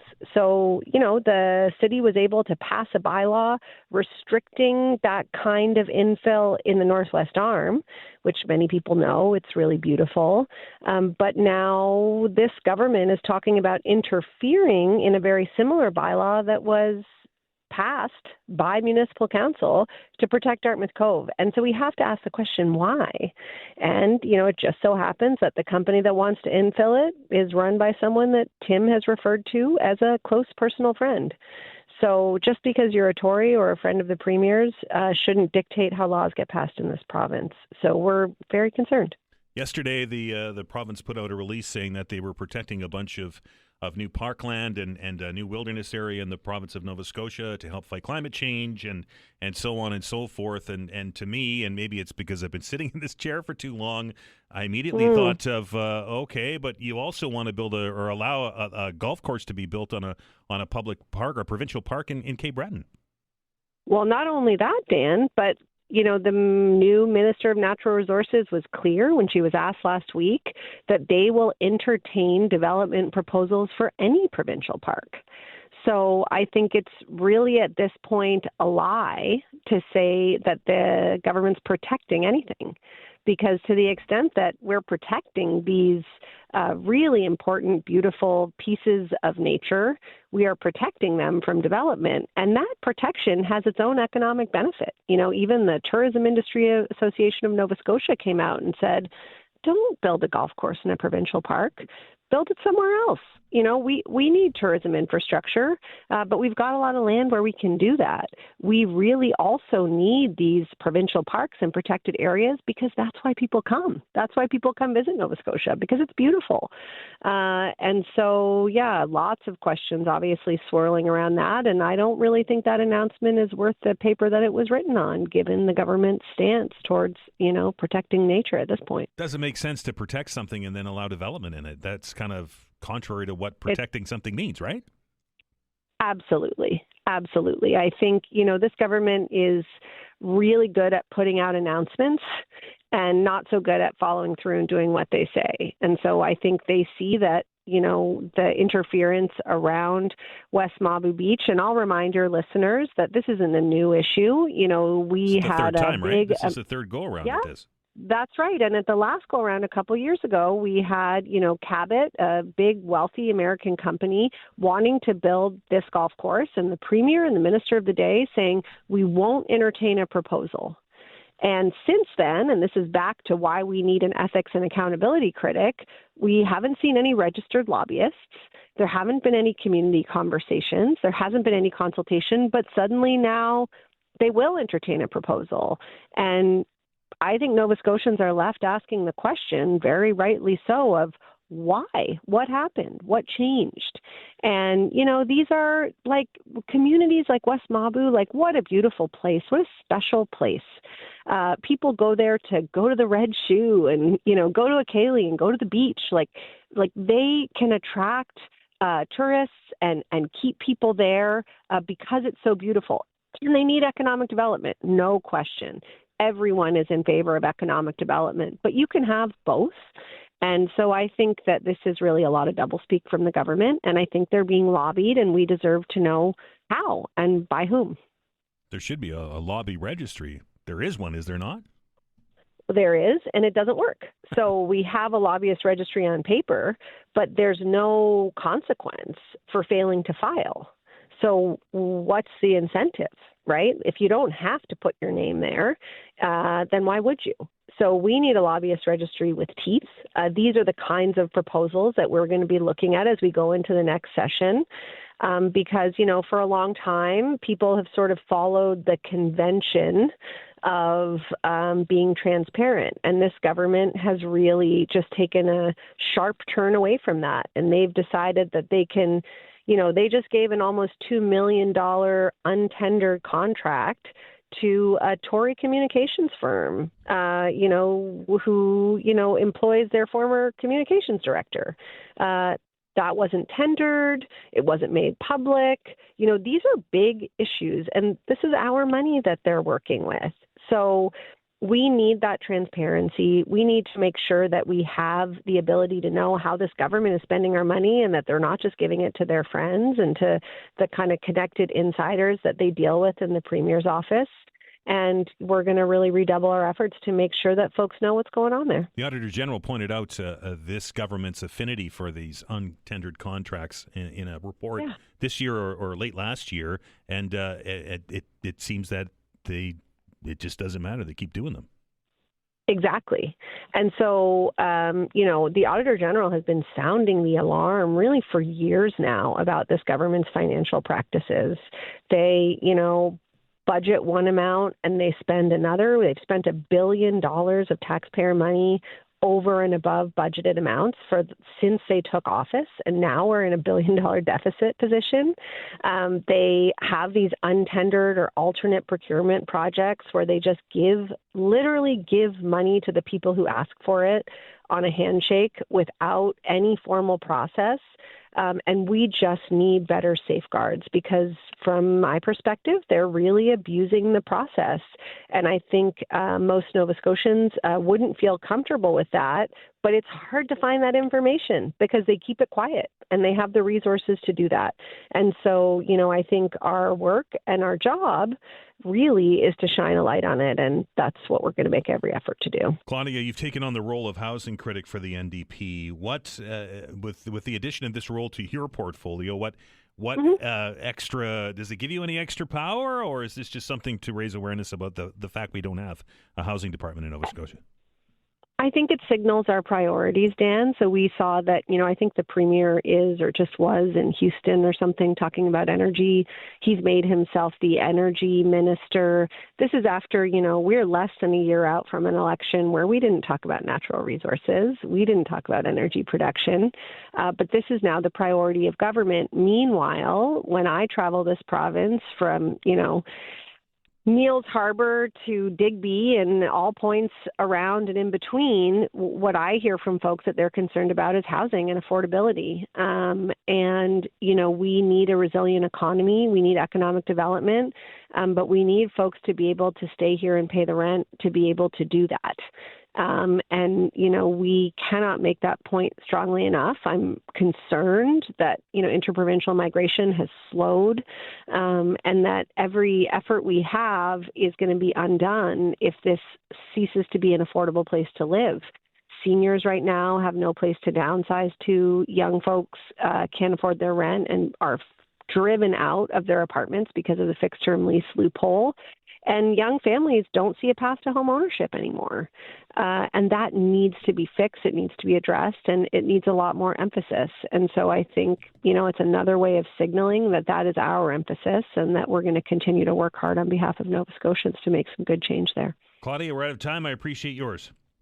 Thank you. That is Claudia Chender, the leader of the provincial NDP. When we come back, a conference kicking off this weekend focusing on the health of Black men here in Nova Scotia. Preston Trench, the team lead and wellness navigator with the Nova Scotia Brotherhood, will be our guest. You're listening to The Todd Veinotte Show. I'm Dan Ahlstrand. We're back in minutes.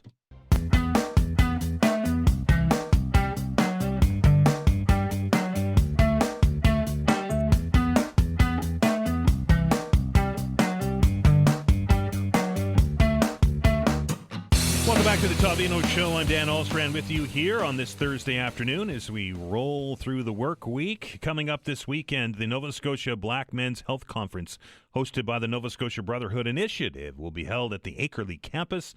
The event designed to create a safe space for black men to come together to discuss health and wellness, along with broader topics like mental health, financial wellness, career development, community building, and human rights. Very pleased to welcome to the show to give us a little bit of perspective on this is Preston Trench, team lead and wellness navigator with the Nova Scotia Brotherhood Initiative.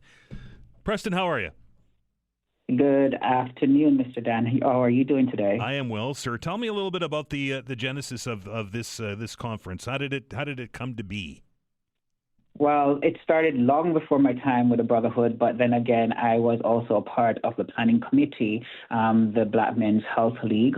So the men in community identified some gaps and some needs that weren't being met. And we wanted to show that we can have conversations in a setting that is holistic and prioritizes our mental health and well-being in a healthy way. So this is our 6th year. So we started somewhere in 2017, and then COVID, we had it online, but right now we're in our 6th year. And so that's where the beginning was, community asking for more conversation around mental health and other needs and support. So we'd also look at the social determinants of health. I talk about this a lot when it comes to men's health, Preston, and that is it's not a normal conversation that we have sitting around the water cooler with our friends and our family and talking about things that are getting addressed at this conference, like mental health and health and wellness in general.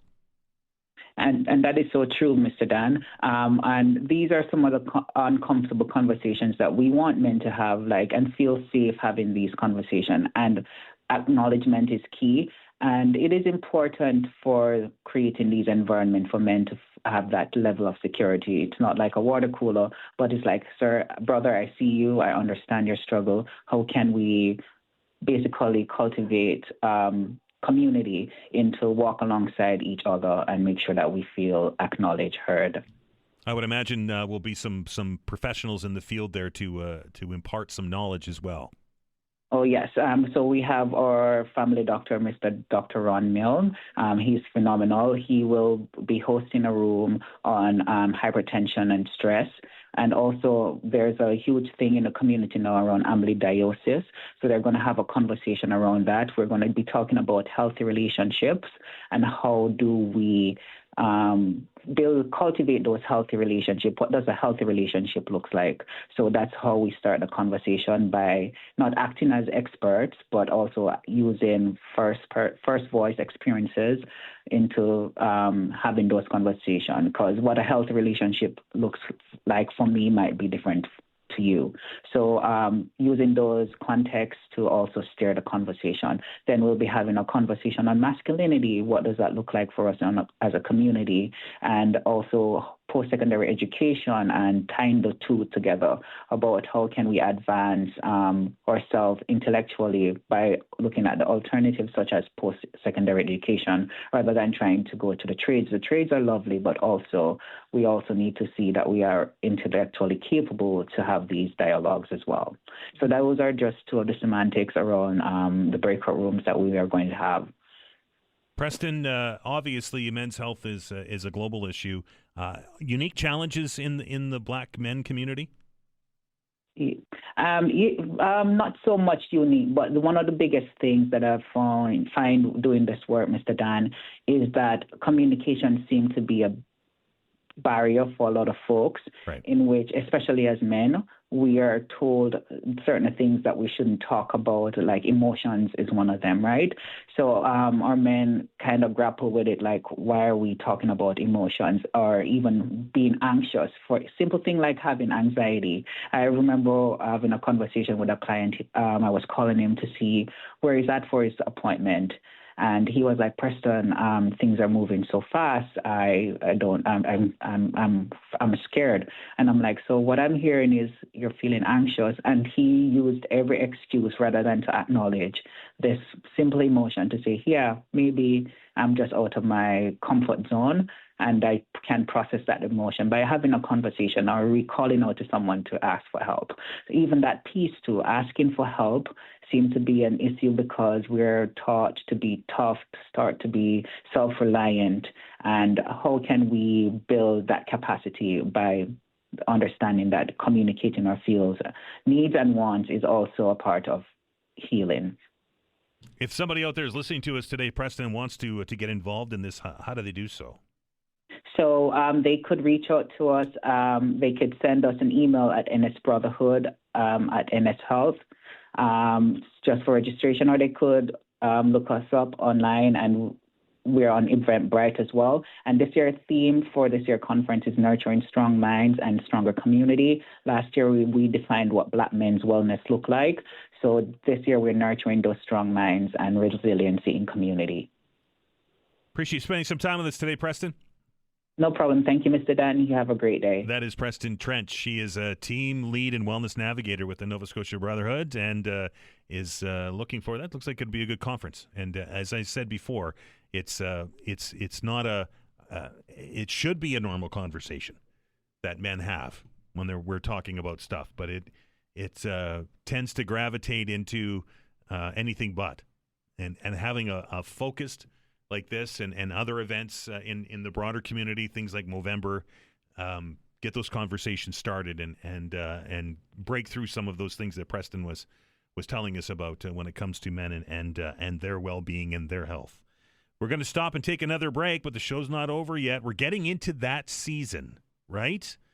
I know we've been talking about Christmas lights and we've been talking about Remembrance Day, but we're getting into that season, and Mad Canada and NSLC are teaming up now to reinforce the importance of driving sober to the students of our province. We'll have a conversation with the Chief Operating Officer over there at Mad Canada. That's Don Regan. You're listening to The Todd Veinotte Show. I'm Dan Alstrand, and we're back in minutes.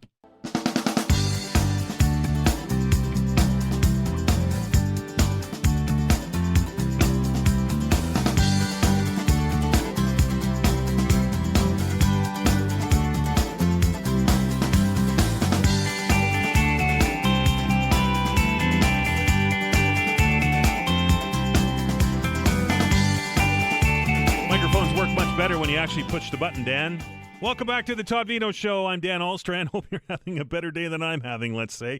Oh, I'm just kidding. 902-405-6000, 1-877-801-8255 is the phone number. I want you to remember that, because tomorrow we're going to open up the telephone lines for the Friday Free-for-All, and it's going to give you an opportunity to talk about some of the things that we've talked about this week and some of the things maybe that we didn't talk about this week. It's been busy, so there's been a lot of people that have been left on the line, and as always, we apologize for that, but an opportunity to catch everybody up tomorrow.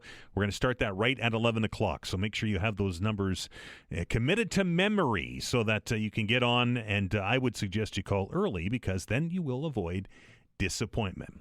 Mad Canada hosting events to showcase its 2025-26 school program in partnership with Nova Scotia Liquor Corporation. These events happened earlier this week. At least one did at Auburn Drive High School here, and it's an effort to educate the younger generation that are working their way through high school against the dangers of driving while impaired by both alcohol and by drugs. Very pleased to welcome to the program today to tell us a little bit about these programs and what they're designed to do, the Chief Operating Officer of Mad Canada, and that's Don Regan. Don, how are you? I'm good. How about yourself? I am well. These are these events, I've been to a couple of these in the past, and they can be eye-opening, I think is the best way to describe it.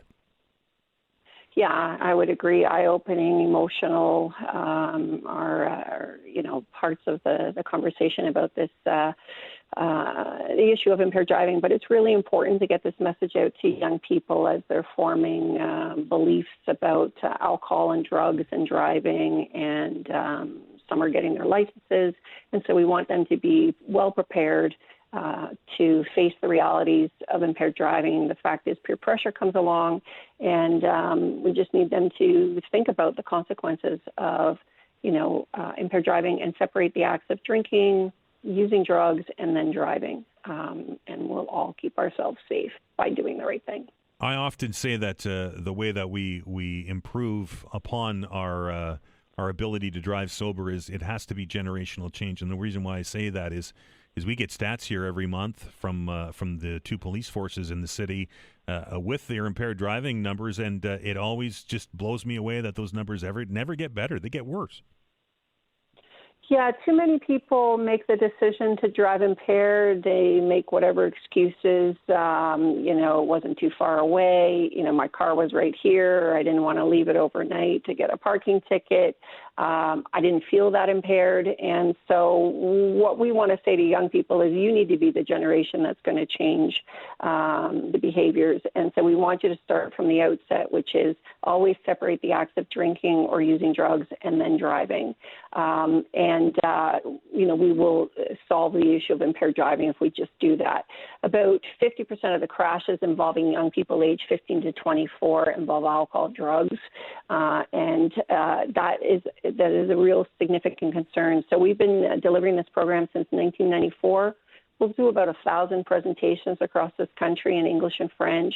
And what we hear back from the students, is really important. They give us, real cues of how they want to hear the information so they can make the right decisions.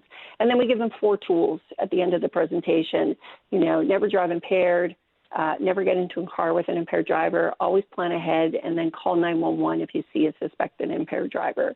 We do all those things, we will save lives and prevent injuries. You say you've been doing this for a long time now, and as I said earlier, the numbers maybe have come down a bit, but they haven't certainly disappeared. Is it frustrating as an organization that people just continue to do this?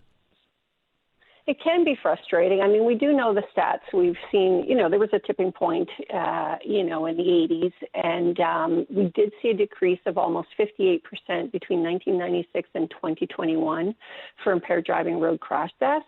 And now that decline sort of seems to have plateaued. And so all we can do is continue to keep that message really strong, make sure people make the plan so they have a way to get home. And if you're in an area that doesn't have a ton of transit or taxi or rideshare, well, then you know that ahead of time.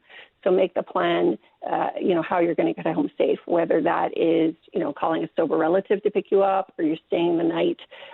These are important things that we all have to do because there's no reason for impaired driving to exist.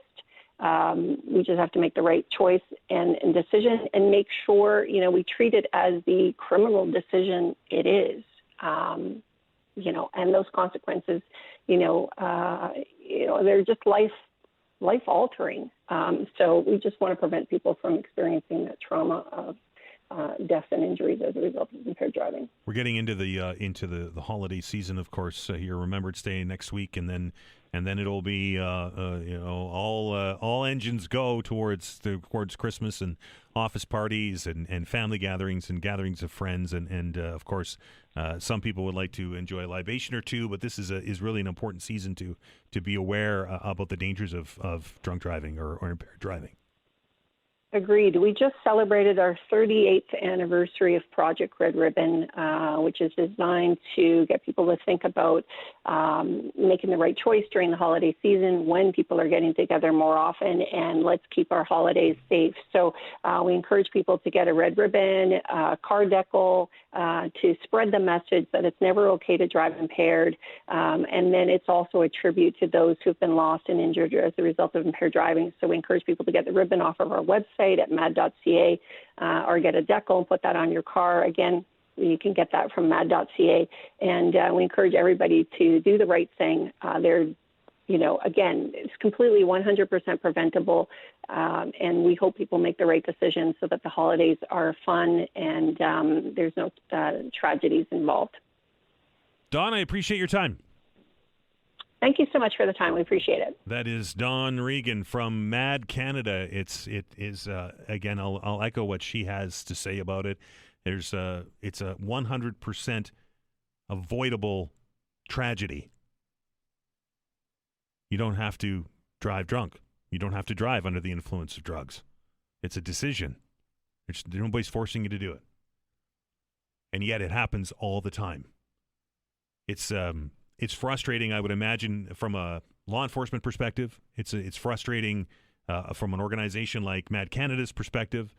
And I would imagine, well, I know it's frustrating from victims of impaired drivers to see that those numbers come out every month. The RCMP publishes those numbers every month. HRP publishes those numbers every month. And there are multiple incidents every month of the year that people get caught drinking and driving or being impaired behind the wheel. I just don't understand it. It's not like we don't know. That education campaign, as she said, has been on since the 80s. You can't shake a stick without seeing it. And yet we still do it. And some people do it multiple times. Doesn't make any sense. We're going to take another break here on the program. When we come back, it is November 11th is right around the corner. And it is an important time, as I've been saying since the beginning of November, recognizing and honoring our veterans. A conversation with the president of the Naval Association of Canada. That's retired Commander Bruce Belliveau will be your guest. You're listening to The Todd Veinotte Show. I'm Dan Alstrand. We're back in a minute.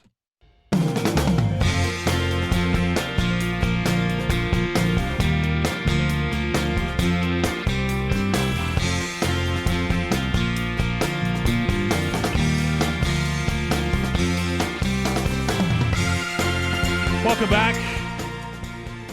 As we know, we're getting into Remembrance Week, and Remembrance Day is set for next Tuesday. And just as a programming note, Todd Veinotte Show will not be on the air on Tuesday. We will be, at least I will be, at a local cenotaph and doing my part to remember the sacrifices made by veterans of the conflicts that our country has been involved in over the years. And I will see you down there.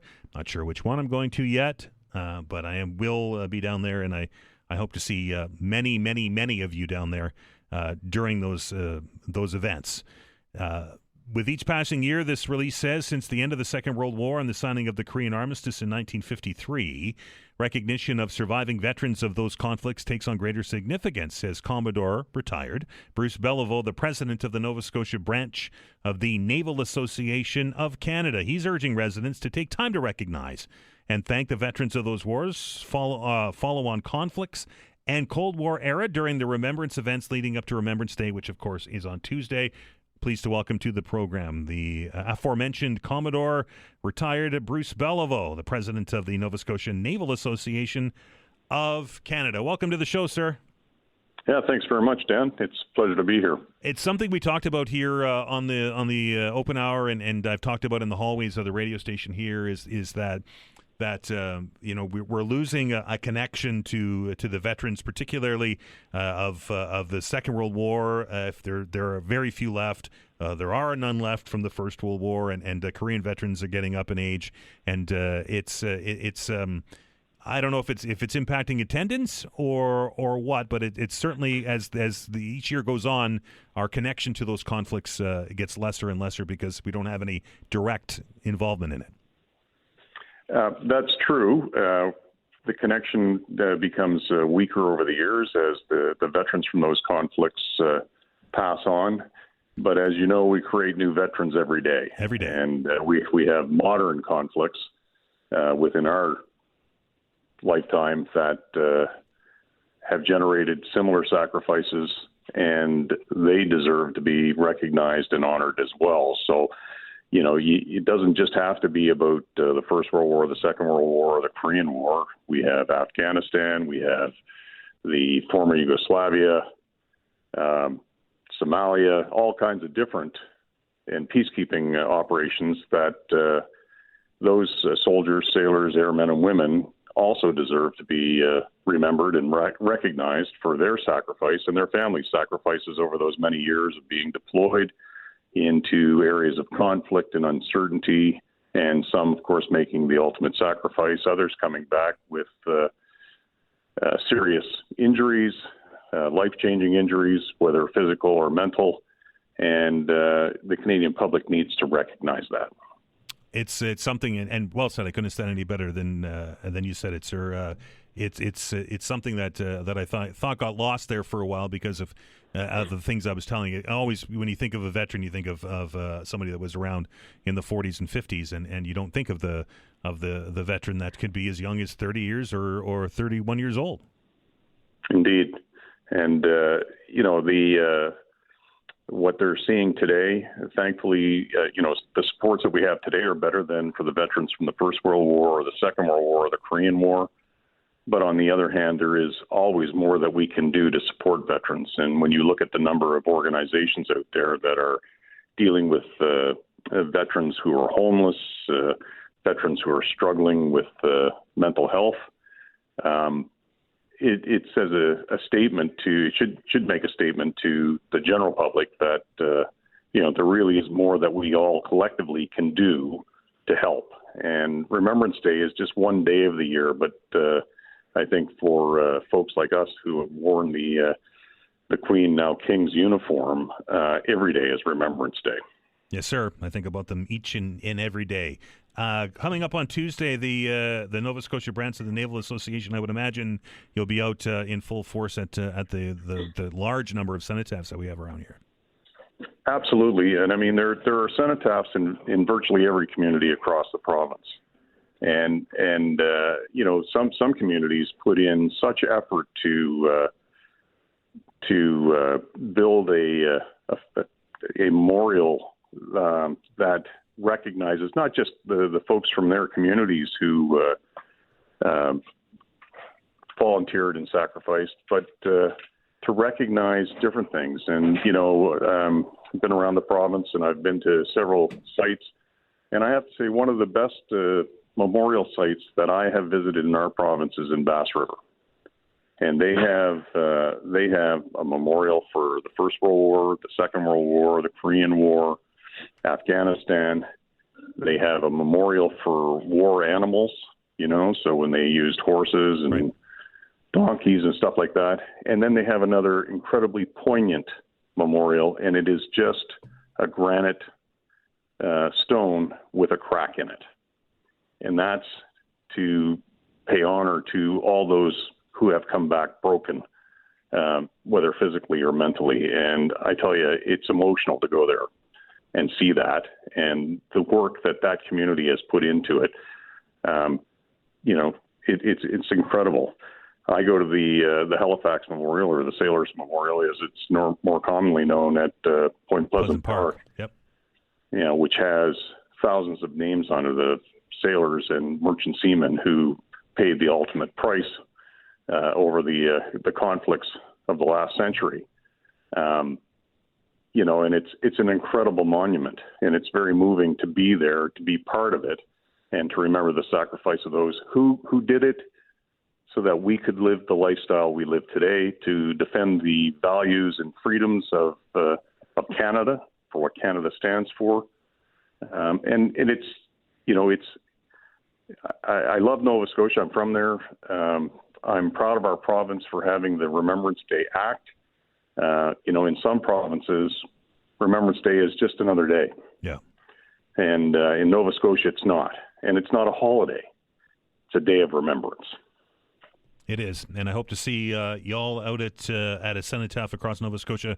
Commander Belliveau, appreciate your time today, sir. Thanks, Dan, and thanks for your service. Appreciate that. I don't think we ever met, and that's probably a good thing. My affinity to the Navy is growing as I live in Halifax more and more. I appreciate it. Have a good one. All right, take care, and thanks for having me on. For sure. Commander Belliveau, the president of the Nova Scotia Naval Association. For those of you who know what I'm talking about, my career was Army, and there's been I don't know the best way to describe it. A rivalry, maybe? Is that does it do it justice? Between the Navy and the Army for centuries, and coming from an Army background and coming into Halifax, there's a lot of Navy people here. So I'm growing to my affections to the Navy as each year passes along here. In fact, I may even go to the Sailors Memorial this year down there at Point Pleasant Park, mostly because it's a wonderful ceremony.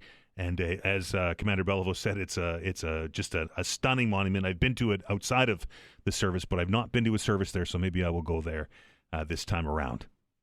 We'll see. Thanks to Vanessa Vandenez on the other side of the glass.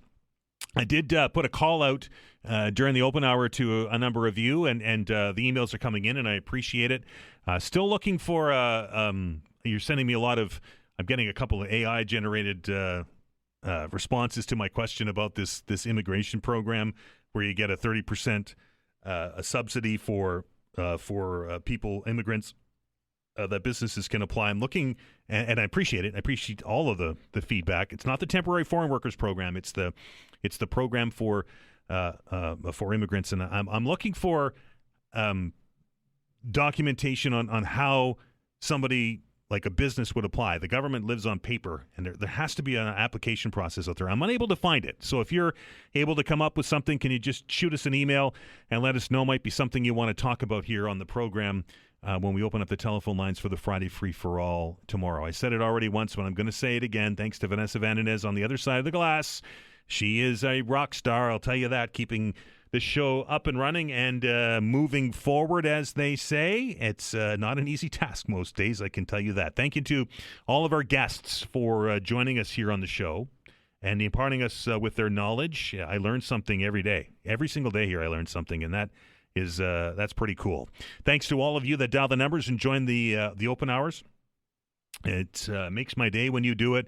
It certainly would be pretty boring open hour if nobody called. You'd have to listen to me yammer on for an hour, and even I wouldn't want to listen to that anyway. You do, but the trick is call in early. That way I won't have to disappoint you when we run out of time. We have a big show planned for Friday. Tomorrow, the president of the Nova Scotia Teachers Union will be joining us. Peter Day will be one of our guests. Tim Powers will be here for his weekly visit. Alistair Alders will be here to wrap up the weather. Are we going to see any more of those snowflakes out there? We'll find out when Alistair joins us. Cecil will be here as well. Also, if you're not familiar with Rick Westhead, Rick Westhead is a sports journalist. He is one of the driving forces that blew the lid off the Hockey Canada scandal. He's got a new book out there. It's called We Breed Lions. It's a deep dive into the hockey culture of Canada, and Rick Westhead will be joining us here on the program tomorrow. I'm looking forward to that interview, and I know many of you out there will be doing that as well. Get out there and enjoy what Nova Scotia has to offer, people. It is the best place in the world. People travel from thousands of miles away to see what we have here each and every day. We're very lucky to live where we live. Until then, everyone, take care of yourselves, be well, and remember, be kind to one another.